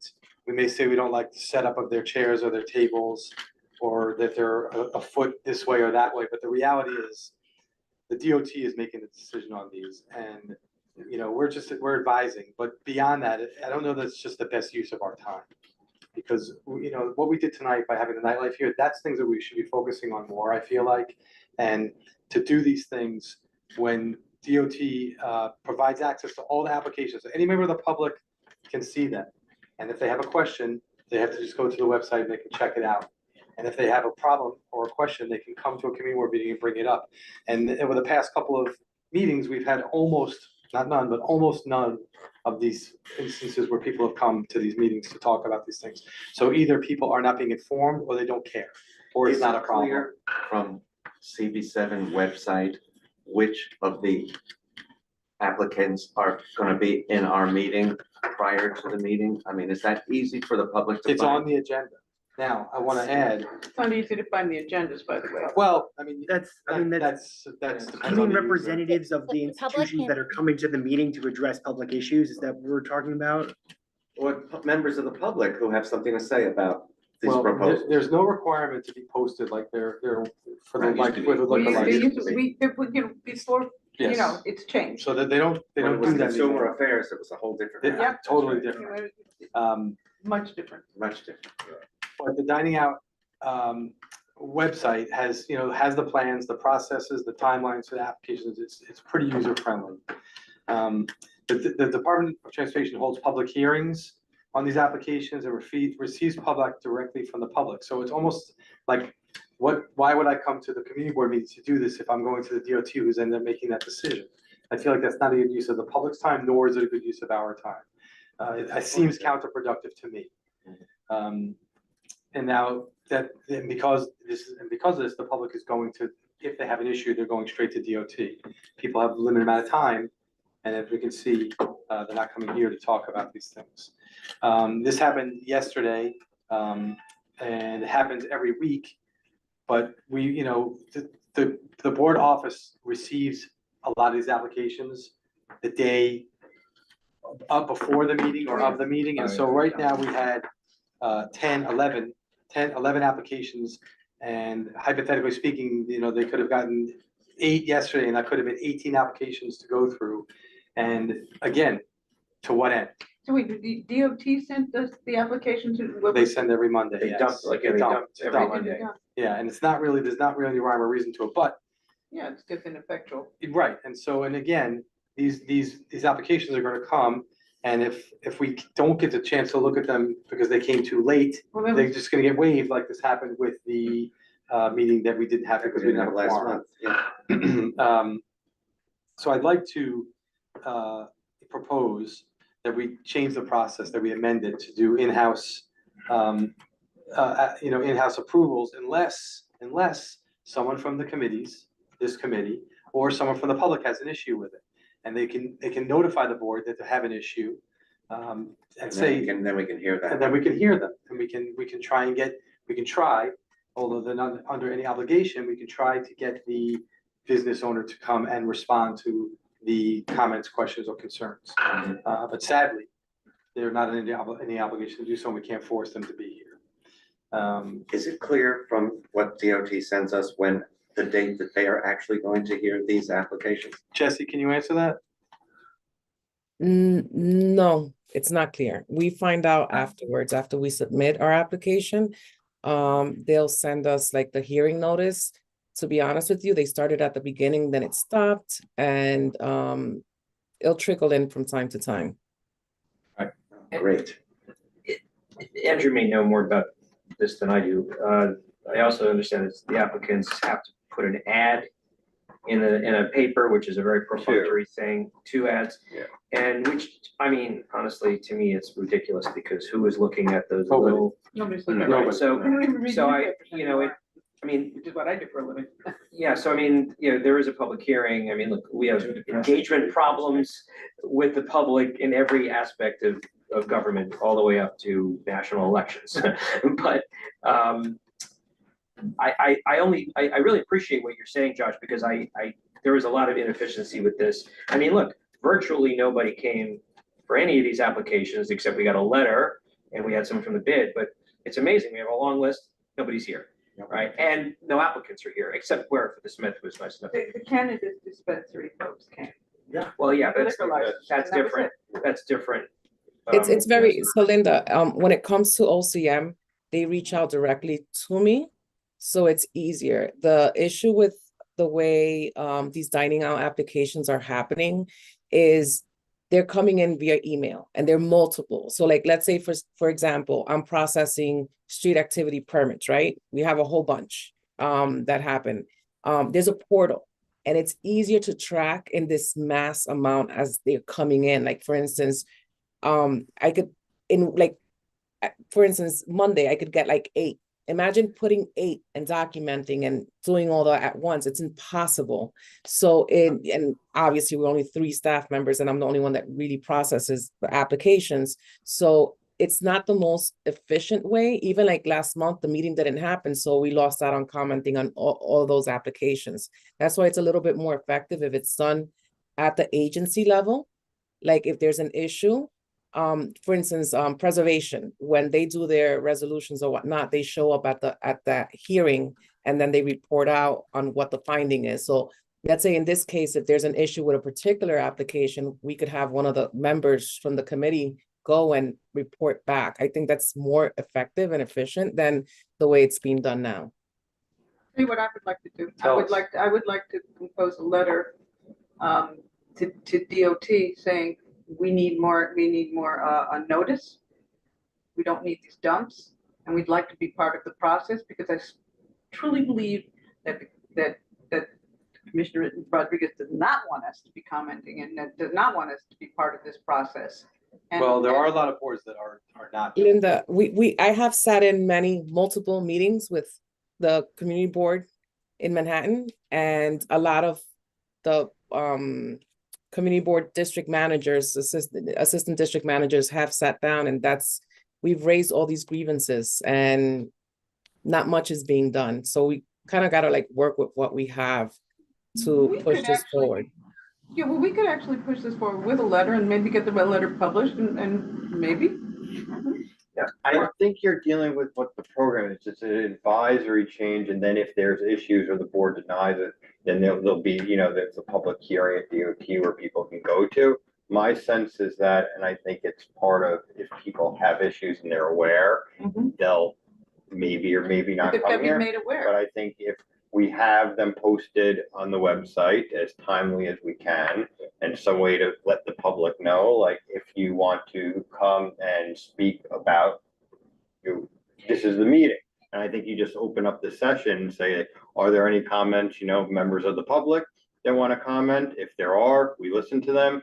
Are there any, board members that want to comment? If there are, we listen to them. We have a discussion. But I don't necessarily think we need to go through each application individually. And I think that ends up creating more issues because there's no way any of us are all going to become experts on all the ins and outs and technicalities of the program. And then it becomes quite just, but he did, but in fairness to Mark, and he's incredible, to rely on one person who's, a volunteer to be like the legal authority on a technical program, and then you get into like a discriminatory practice where we're asking questions about this thing here, but we didn't know that the arcade in Lincoln Center is actually 8 feet, even though if you look at the map, that's a Looks like a global chipping thing. trophy, yeah. So what I'm saying is then you start asking questions, someone, you think knows the answer, says something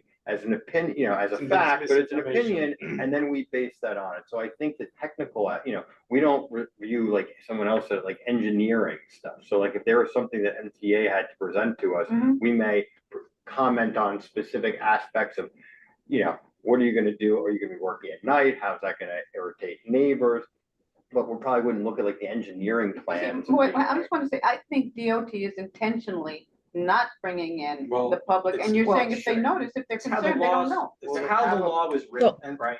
I want to add that Max called in and he said that this ask has been made and DOT has been clear that they're not gonna do this. And it's just this, it's sharing contact information for applicants, it's the portal. There's a lot of things that have been requested and asked that they're giving us pushback on. There's something, to me, the way the laws were rewritten, and they are the law of the city now, it's more of an affirmative thing, like these are as of right, unless there's something else, even in building, right? You have as of right to build, and if you want to do something different or change it, then you have to get a variance. So I think the way the law is written is that these roadway sidewalk cafes are as of right, and if there's an issue where they're doing something outside of what they're allowed to do, then then you. Do you think DOT is going to come and inspect if there's not enough room for the server between the tables? No, but I think they will. I think they will inspect and enforce. They're not going to at all, and that's the reality. But I would like to draft a letter. Well, I don't know. I think there's a lot of opinions. I mean, there's actually a lot of enforcement going on. I hear it every single day. Like there is enforcement about things like constantly. I think we're still not to the place where we're going, let's forget, no one's even transitioned into it. The news came out that only 40 applications have actually been approved so far. So just put that in perspective, only 40 applications. In 5 boroughs? Broadway? Yes. I don't even know the breakdown. So I'm sorry, what point that could do you be know that? fewer. As of yesterday, 40 applications of the more than almost 4,000 applications. I do agree with Andrew. They have been enforcing it. They have, and there's fines and and corrective, the notices have a corrective action, and if you don't correct it within the time period, you get another fine and the fine increases. But I don't think we're at the point yet where we've transitioned from the pandemic era program into the new program. So until we cycle through and everyone that currently had the outdoor dining is in the new program, we're not really gonna know how enforcement is happening. Which won't even happen under by the the time new- they come back onto Under, the under street. under the new program, yeah. It won't. So, yeah. So anyway, I Okay. think, I think that, excuse me, you know, they can have, we can have a form on the web, the community members on the Dropbox, is that right? That can make comments, and this just will allow, us to, use the monthly meetings for just to help small businesses and consumers versus spinning our wheels on something that the reality is we have very little to no say about. Yeah, and I think we can be super responsible. What we did tonight. If they look at the applications, and even if they look at the diagrams, know what they're they're not looking gonna know how many feet are allowed between this point and that And they point. have to rely, and that, this is just, again, my opinion is that, like, we should, that's up to the city, they're only going to approve something that's within the law. And then the business should operate within it. If they're, the city's not going to approve something theoretically that's not in compliance with. But when the Mark law. was here and we looked at some of these applications, there were some that allowed the in-street dining, which actually ate into the crosswalk in various places. So that wasn't approved. Well, they were. Hopefully not. But it came from DOT to us. came from which DOT is to odd, us, so they because had didn't reviewed flag it. it, but maybe they ultimately would flag it. But what I'm saying is, like, ultimately that would, and then you have like the enforcement issue. So like, if you don't think they're going to properly enforce it, that's one thing. That's another issue, but. Well, we won't know that till later, right? Because. Yeah, so what I'm saying is, so I think what we can be, if we want to be as responsive to the community, what my sense would be is what we just did in this case with the Smith, where somebody flagged this issue. We reached out to people, we had the parties come together, and we got, some clarity on it. So if someone, who's a neighbor, maybe they're not so much concerned about like that 8-foot clearance, the 10-foot clearance, how many tables, but they're worried because, like, I don't know, it's gonna be noisy at night and they're gonna come and talk to us about the hours of operation or, like other things, and we can try to be responsive and help in that way. I think Josh is absolutely right. This is not the most efficient use of our time. It is, or our board's office, right? Because Well, Jessie is the bigger inundated issue. with stuff that ultimately is kind of moot, right? And to go through, and of course, it's because the city dumps everything on Monday. How could anybody? I think the office, if only they can just list when DOT will be hearing them, that would really be. So I just want to add to that, like one of the things that I've also been doing is I have to duplicate the application and retract any of the confidential information.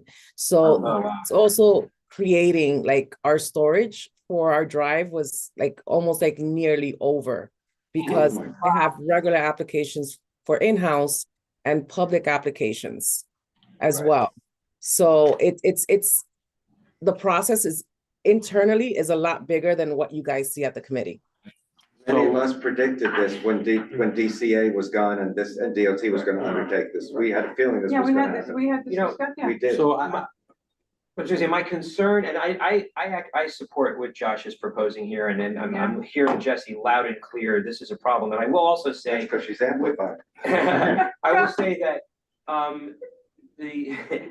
it's take longer, and then, there are a lot of other community boards that, in this city that are, I'm just gonna say it, awful. And they go way beyond what they're allowed to do or should be doing.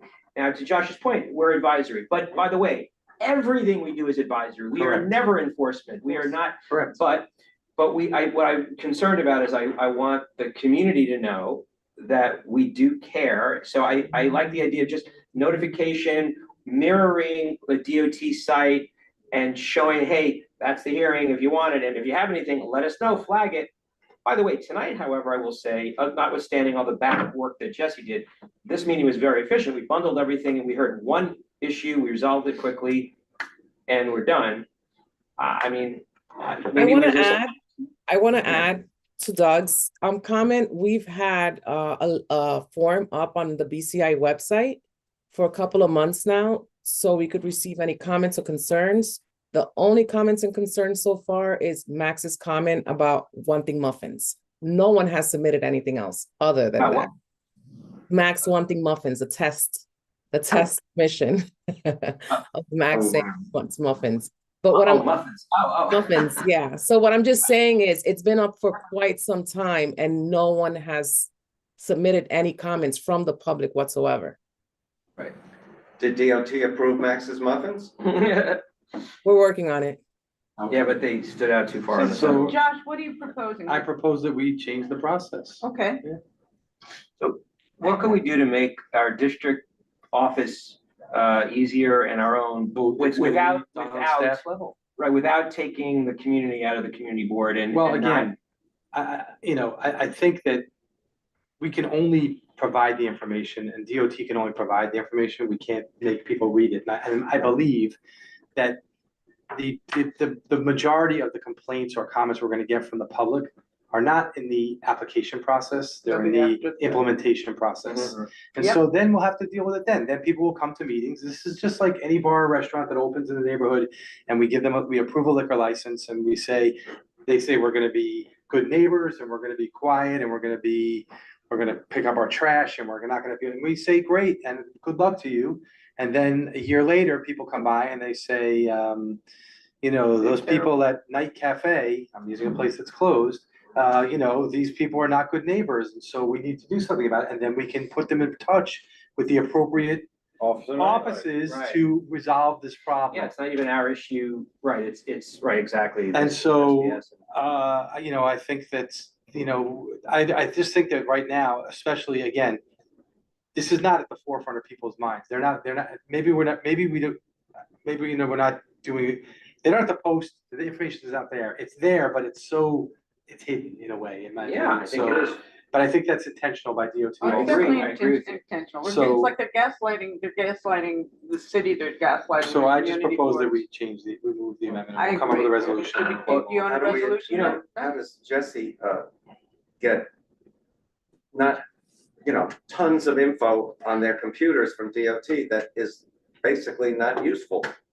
Yeah. There's no avoiding that. The problem is if they would have a portal, it would be easier. For instance, like when I reference the street activity because that's the portal that I use with mass applications, I could see comments from the coordinator that's working the file. I could input information, upload resolutions. I could indicate I want my comments to be seen by the NYPD. But in this case, there's not much to see. There's not much information. Like I submit my comments and that's it. What I suggest is yes, for it to be in-house, and what we could do is in the BCI section and transportation, put a comment of how to navigate the DOT to submit, to the email, how to get the hearing notices. I could put something that's resources on how people can go directly to DOT and address these issues. Recommendations, Elizabeth, Jamie, and I will present them to DOT when we meet with them, which will be in a pretty near distant future. So the sooner you get us those recommendations, the better. Thank you. Okay, of course. I think what I'd like to do is take a vote. No, come up with a resolution and pass it around to everybody and go Okay. from there. Sure. Does that work? That does, Josh, it makes sense. It's frustrating as hell. It is frustrating. Do we have some, I have some new business. I do too, but you can go first. And so does Sofia. Okay, actually Barbara brought it up initially and then the two of us started to photograph. And I know that once the winter weather, once the weather is more clement, it probably won't be an issue, but we have all of these huge temporarily enclosed outdoor cafes. We've got Jacob's got one, and Miriam, and this was Barbara pointed it out initially in her building.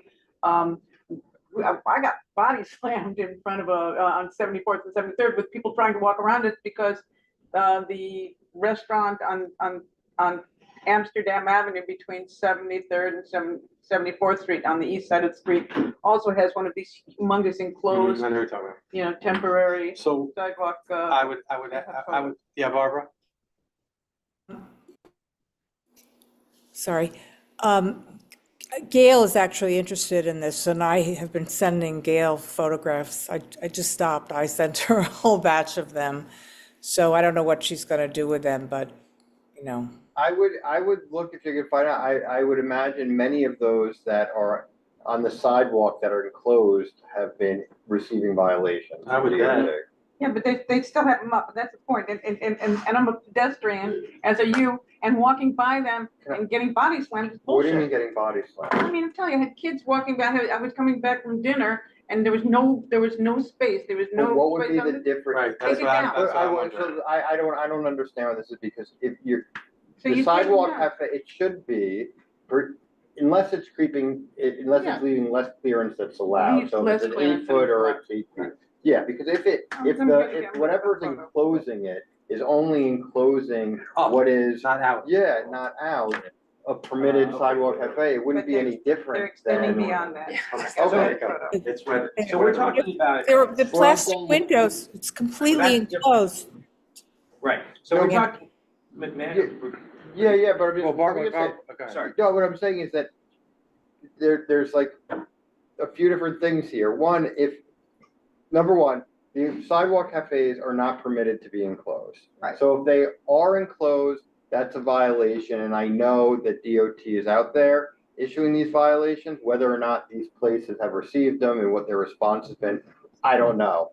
The second point, though, is that if the enclosure is just enclosing a sidewalk cafe that is within its permissible footprint, It's not. it has no difference than just having the regular cafe. But if it's enclosed and it's encroaching farther than is permitted, there's two existing violations. Yeah, right. But then there are grandfathered actual enclosed cafes. Yeah, but that's not what we're talking Right, about here. but I will say, I mean, I can play devil's advocate that as much as I personally think that a restaurant that has a year-round permitted sidewalk cafe should be allowed to have a weather, a temporary enclosure. That's my own personal opinion, even though it may not be lawful. But there is a difference again, I'm in the retail world, the visibility, line of sight, when you do have an elevated weather enclosure can have impact on the visibility to your neighboring tenants. Yeah, and beyond that, let me just say this, and beyond that, when it is enclosed, it is more of an obstruction than if it were, it had the allowable. How? Because if you've got, even if you've got like an open, because it. Are you walking with stuff over the cafe to have more No, space? because they're encroaching on more space than if. If they're not If they're encroaching not- on more if they're space, not- if if the we're saying same if footprint. I gotta find this. Well, it's the same footprint, your cubic square foot. That's right, it's But just off. they're not, they're encroaching. Well, that's no two one- different Well, things. Yeah, well, But yeah, so you got. That'd Roadway, be, you I have mean, that'd be sidewalk. no different than a sidewalk cafe that's not enclosed, encroaching on the Yeah. space. It's the same thing. Yeah, it's no different. It's We're just exactly talking the about same. vertical, Yeah, not. vertical and that's. I mean, to me, if you have a sidewalk cafe that you're permitted for 365 days a year, and you're able to use that in the cold weather for a few months, and you can put something that's insulated that maybe a few people can eat, or you can use your cafe that you're paying for all Yeah, year long. we're talking about two different things. Yeah. Well, that's what I'm saying, I think think, I wish it was lawful, that's what I'm saying. Okay, But I think, I'm hearing that a lot of them are encroaching beyond that. I mean, I don't know, That's what's a something lot? Like, I need specifics Well, because, specifically, the one, I'm trying to find the photograph now, specifically the one that is between 73rd and. what, I know what you're talking about. so we know Columbus Avenue is 10-foot On clearance. Amsterdam. I know what you're Avenue. talking about. Amsterdam is Okay, 8-foot on the clearance. east side of the street. You're talking about Miriam. No, Miriam's No, on the west it's side. more south than that. Yeah, I'll find it. I know where it is. It's kind of like near Freddie and Peppers, Amsterdam. right? Well, you've got the new. Maybe. You have Salatai and you Salatai. have, and next to it is the Shine. Okay, so this is two different issues. Yeah. Okay, so. They got rid of, Salatai got rid of, the roadway is down. Just there 3 weeks ago, I had It's dinner. quite tight now when you walk by it. They do Yeah, have really they have a little tight. takeout area, and they do have that little enclosure where they have a little window where somebody. Can I just make a suggestion again? I think kind of going back maybe and Josh, if I'm wrong, just like the efficiency of these meetings. Like, I think we're all gonna have opinions about a lot of things, but I would just kind of ask that if someone has a concern, we should absolutely address the concern, but we should become prepared and say, there's this location, they have this obstruction, whatever the case may be. And we come back and have like actual specific information Okay. about it, just because I feel like for this conversation, it's fine, but like for future conversations, it's very difficult to like get into, Okay, so you know what I'll do, Yeah, next like- time I'll take down addresses and all. Okay, so that's great. Okay, Just so we let it go. Before Sophia, I want to, just before Sophia comes up with a new business here, not comes up with, introduces her new business, can we just vote on the idea of we're gonna, I'm gonna have a resolution and pass it around tomorrow, and so Great. we agree? Sure. Agreed. Okay, We're not voting on your voting. but Right. yeah, okay. We're all in agreement there. Sophia?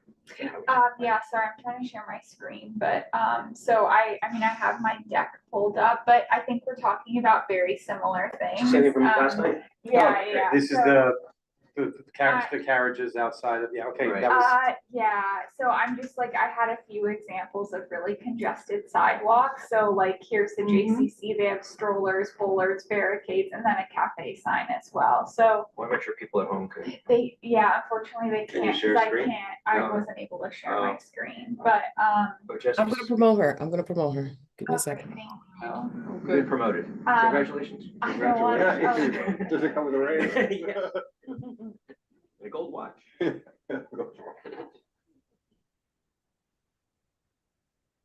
And Elizabeth has her hand up after. I see it. Okay, this is There you the go. example I was talking about. Yeah. Yeah. And then we got the sidewalk The Apple that, Bank building, yeah. that encumbers the, Yeah. Yeah. sidewalk There's anymore. City Bike Corral, some scaffolding.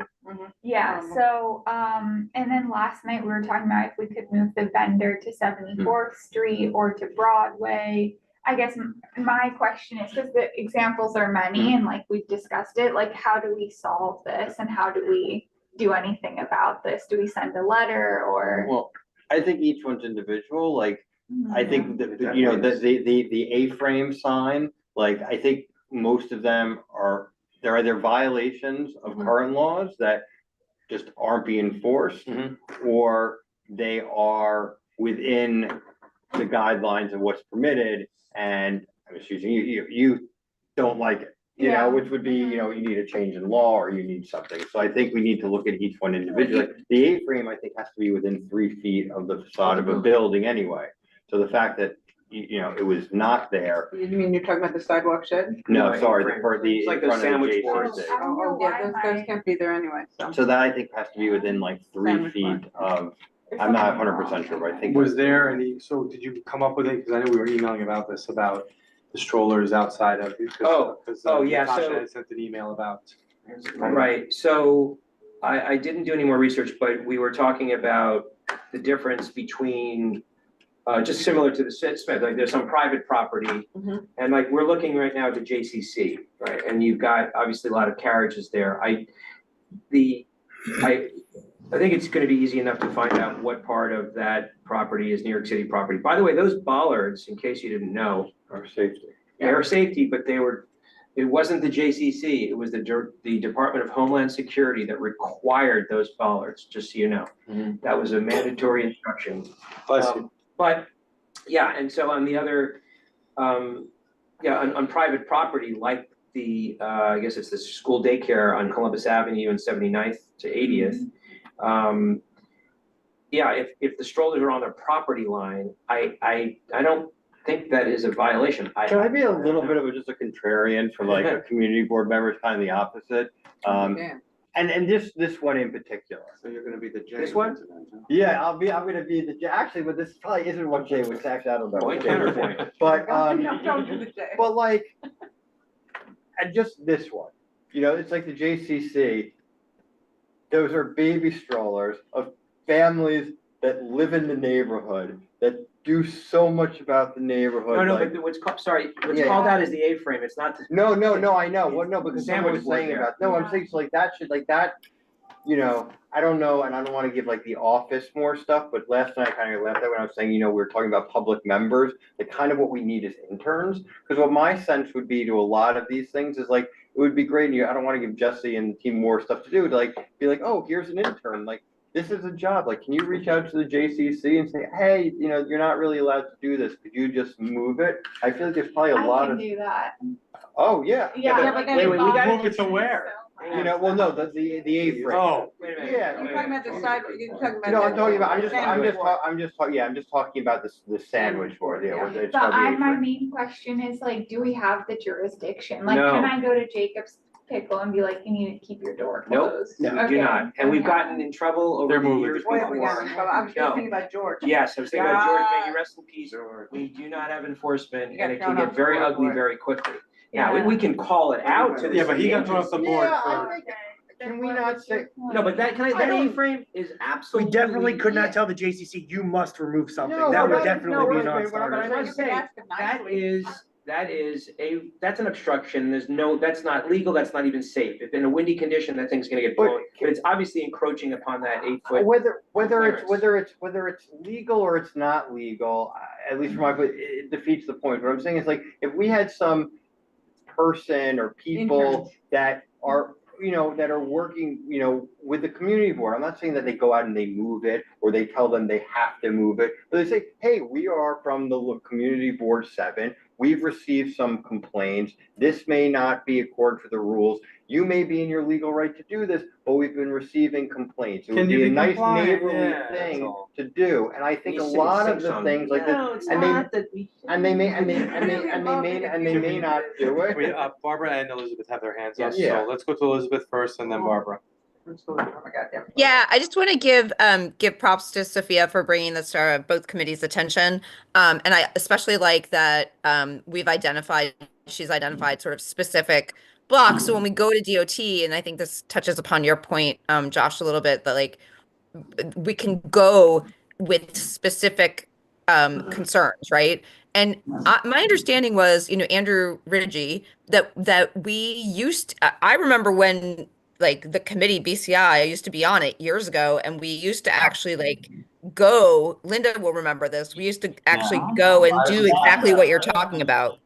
Yeah. No, but the difference was, we observed the condition and reported back to the committee, we did not confront the operator or the licensee. No, that's false. I don't think that's true. Yeah, I think we did. And we'd ask them nicely, we Yeah. never went in there. No. Yeah, We we did. said, hi, you know, we don't want you to get in trouble, and we don't want you to get a fine. If your sandwich board is obstructing, right. could you move it inside or at least closer to you? And you can always do is ask. That's all you can. Barbara? And I agree that we have, I think that would be a great role for an intern, but I think, you know, sometimes they may not have the, you know, the chutzpah to go in and, yeah. Yeah.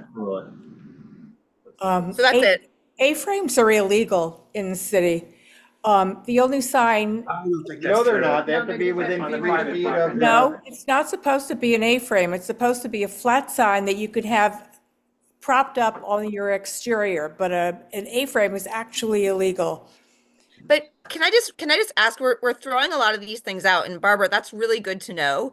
But like, where exists somewhere, like, I think the community board, if we had a place where we could direct people so they knew what the rules were for the Smith, so they knew what the rules were for sandwich boards. Like, I feel like we're just sort of saying that all these things are legal or illegal, but like, are they, like, where is that documented?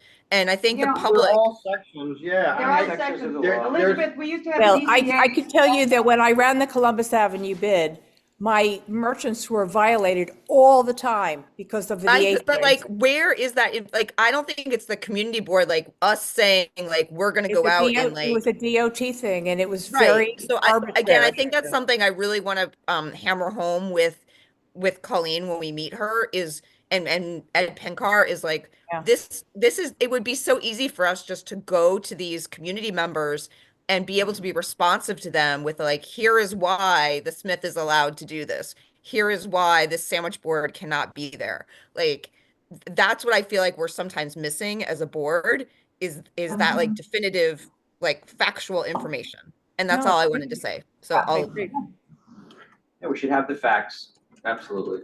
Yeah, rules on. Listen, I, as much as A-frames or sandwich boards or whatever, that they're 1 or 2 dimensional, I always recommend to any of my clients not to do it because, when there's a windy condition, it can be a projectile, it could be a trip hazard. And I think they're a bad idea. I hated Okay. it. Did you have more time? Anything else? I just wanna, so my key takeaway is that we don't have any jurisdiction to really change much, but our main thing is that we can go into these businesses and politely ask. Okay, Yeah, I disagree with that. or I don't know, No, yeah, I'm asking. I'm gonna say I disagree with that, and I know we're all the community here, I think the interactions that we can have are here. I think that we can observe anything, we're allowed to report anything to an official municipality, but I really caution because, you know, we all have different the people that are receiving the message may hear it in a very different way. They may hear it as a threat, they might be charmed and be very grateful for you pointing something out. But I think, I just want to caution us from approaching licensees. You know, I'm not saying I've never done it myself. Yeah, you used to do it all the time too. No, I didn't do it all the time. No. What we did, which I really liked, and Elizabeth was, you know, reminding us of, we would assign, right? Right, everybody was assigned. We were assigned Yeah. whether or not a liquor license applicant had posted properly. When Right. posting is still required for SLA. But the cafe permits, where they posted, they took a picture, took a look at the surroundings, and then when the applicant came here, we had some information. Hey, I was there Tuesday night, you were not posted on Tuesday night. Hey, I was there the other day, you know, you were in a whatever it was, Okay. but. All right. Okay, we got it. Elizabeth, did you have something else? Oh, okay. This thing right here just says A-frames are Thank you allowed for- within 3 feet. I had one Yeah. thing and I wanted to just talk about this briefly, if possible. We got an email, there's a new restaurant on 72nd and Broadway / Amsterdam on the corner, Westland Row. There's also a huge food truck that's parked out in What corner are we front. talking about? I'm sorry. Oh, the new. Huh? What corner are we talking about? 72nd, right next to Gray's, Yeah. southeast corner. And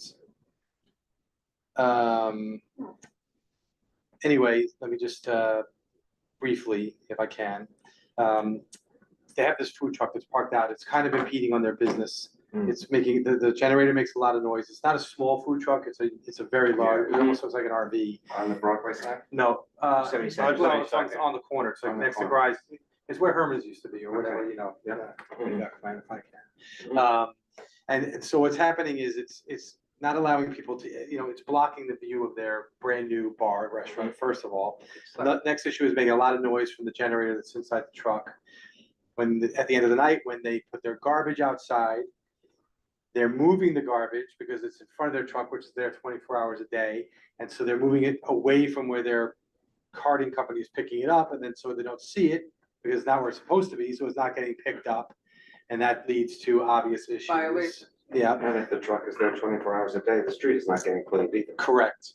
And also, there's a lot of grease and oil pouring down the street from the truck, which attracts unwanted vermin. The landlords express concerns as well. And it will be a much bigger problem when the summer arrives because it's going to be hot and the restaurant wants to have their windows open.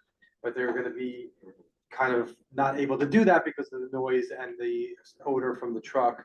And so they've made several efforts to resolve this with the truck. The truck doesn't want to move. So my question is, what can we do, if anything, to help remedy this situation?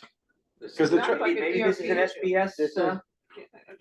This is a decades-old issue. It's happening Everywhere, I so know. bad, and there's just no, you know, I said it's kind of like the third round. There's just unless they can figure out how to voluntarily Do they have a address permit? it, which sounds like. I mean, this is a great law school hypothetical of a public nuisance suit.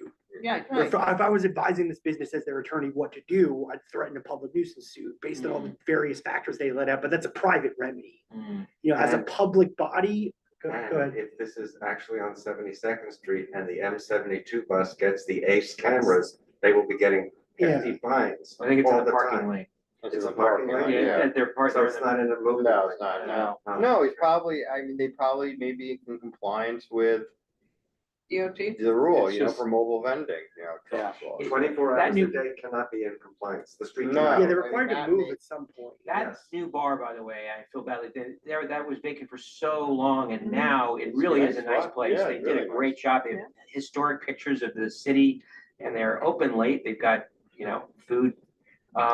Yeah, They could call, you know, the Street Vendor Project by the Urban Justice Center. They are the like association that represents mobile vendors. It's more of like street carts, I think, than food trucks.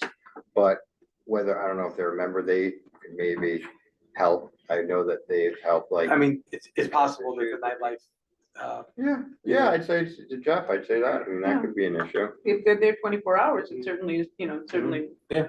But the problem is also, like Sofia, what you said before about the cart in that area where I don't know, like, they may be, the 24-hour thing may be something, but it may just be that like, yes, it's a nuisance and it's a problem, but they're complying generally with what the law is. it's tough. It's just like, but there are a lot of 24-hour trucks, that one that's on 96 Yeah. and between West End and Broadway it moved. It used to be on Broadway. Oh, I thought you were in the pot truck in front of Spectrum. Yeah, the green Well, that one's- which by the way, is Lived there for like What 8 is years. this, what is this truck for exactly? A food truck. it's a food truck. Then it means it has to get replenished somehow, so doesn't it move at that? That I I couldn't think say. they bring. Yeah, They bring it to They them, bring it so they don't lose the But spot. then you've also got the issue of trash, and so I'm sure DOS can deal with some of that too. I mean, they're. I would say, yeah. I mean, Anyway, I just wanted to bring it out there to see if there's, Send them to Jeff. Yeah. It's a nightlife. If you I like, will. that's a perfect The example street of cannot something, get yeah. cleaned. I think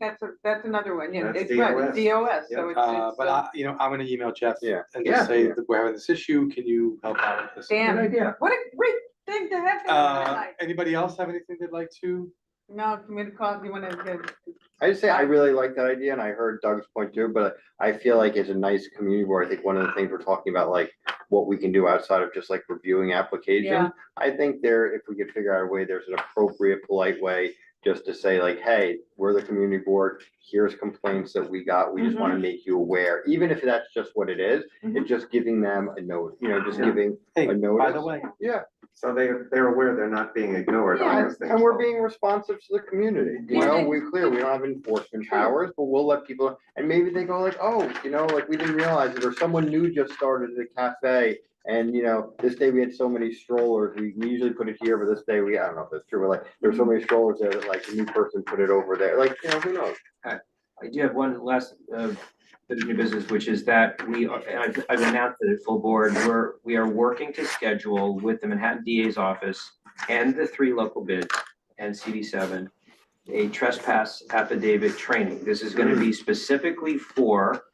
businesses, bids, and some, this committee, and but it's really not as much a community training, but it is a business to business kind of issue, and we're working to secure a date. It's gonna be all online, it'll be about an hour, 90 minutes at the most, and the DA's office will be presenting, so we're working on, but it will be BCI related, but it's not really like What's the subject matter? subject matter is training businesses on how to issue a trespass affidavit where there is a recidivist shoplifting or things like that, and knowing how to do it so that in coordination with the district attorney's office and the NYPD, so that if they have a problem, they can trespass them and say, you are not allowed in this store anymore. And if they do, the violation then becomes elevated to a Class E felony. And if they rob the store. It's a tool, it's only a tool in the toolbox, but it is BCI related and it's not really, it's really more business to business, but we're gonna be doing it soon. Barbara, you had your hand up? Yes, I had something else. Can I bring it up now? Or, because I have to go, I'm really sorry, but I have to leave. I just wanted to say that I've noticed that a lot of restaurants are not putting up their letter grades. And I don't think there's any enforcement of that, because I'm seeing a giant proliferation of no letter grades at all. I have to assume that they're not getting A's. Seen it too. What can we do about that? That's a violation in and of itself, isn't it? Yeah, It has to be visible. You can't hide it. People try and hide it in the corner. It has to be visible. Right. Yeah. I mean, that's something for the Department of Health and Mental Hygiene. I don't know what- During Bloomberg, when he started it, everybody had to do it, and it was great, and then it's just. There's also, It's just the biggest. on a related bullshit note, system. there's It also doesn't mean anything. an insane delay. Yeah. It's supposed to be every year, and I've seen some that are 18 months in between or more. The city's not doing a good job with the inspection. Well, they're trying, so I think there are new reports coming out that they caught up. They got really delayed during the pandemic. Because like inspectors were taken off to do all other types of stuff. So I think this year, now the number is kind of increasing. If you're not familiar with the restaurant, you don't see a grade, you might not want to enter it. I would just tell you, not even because of what I do, but it makes no sense from like a food safety perspective. Okay, well, that's. Yeah. You know what, that's like, that correlates with like the building grades, you see the building is like A, B, C. You Yes, never see A. that's the You see environmental. The environmental for local law 97, and those grades have nothing to do with the. And most of them are never going to be able to the achieve mo- it, and they're just gonna yeah, end up getting. Yeah. Motion to Right, adjourn? 'cause it's 9:03, I think it's time to Yes. adjourn. Yeah. Yeah. Good night, y'all. Thank you. Good work, everybody. you. Thank you. Good night, everyone. Night, guys.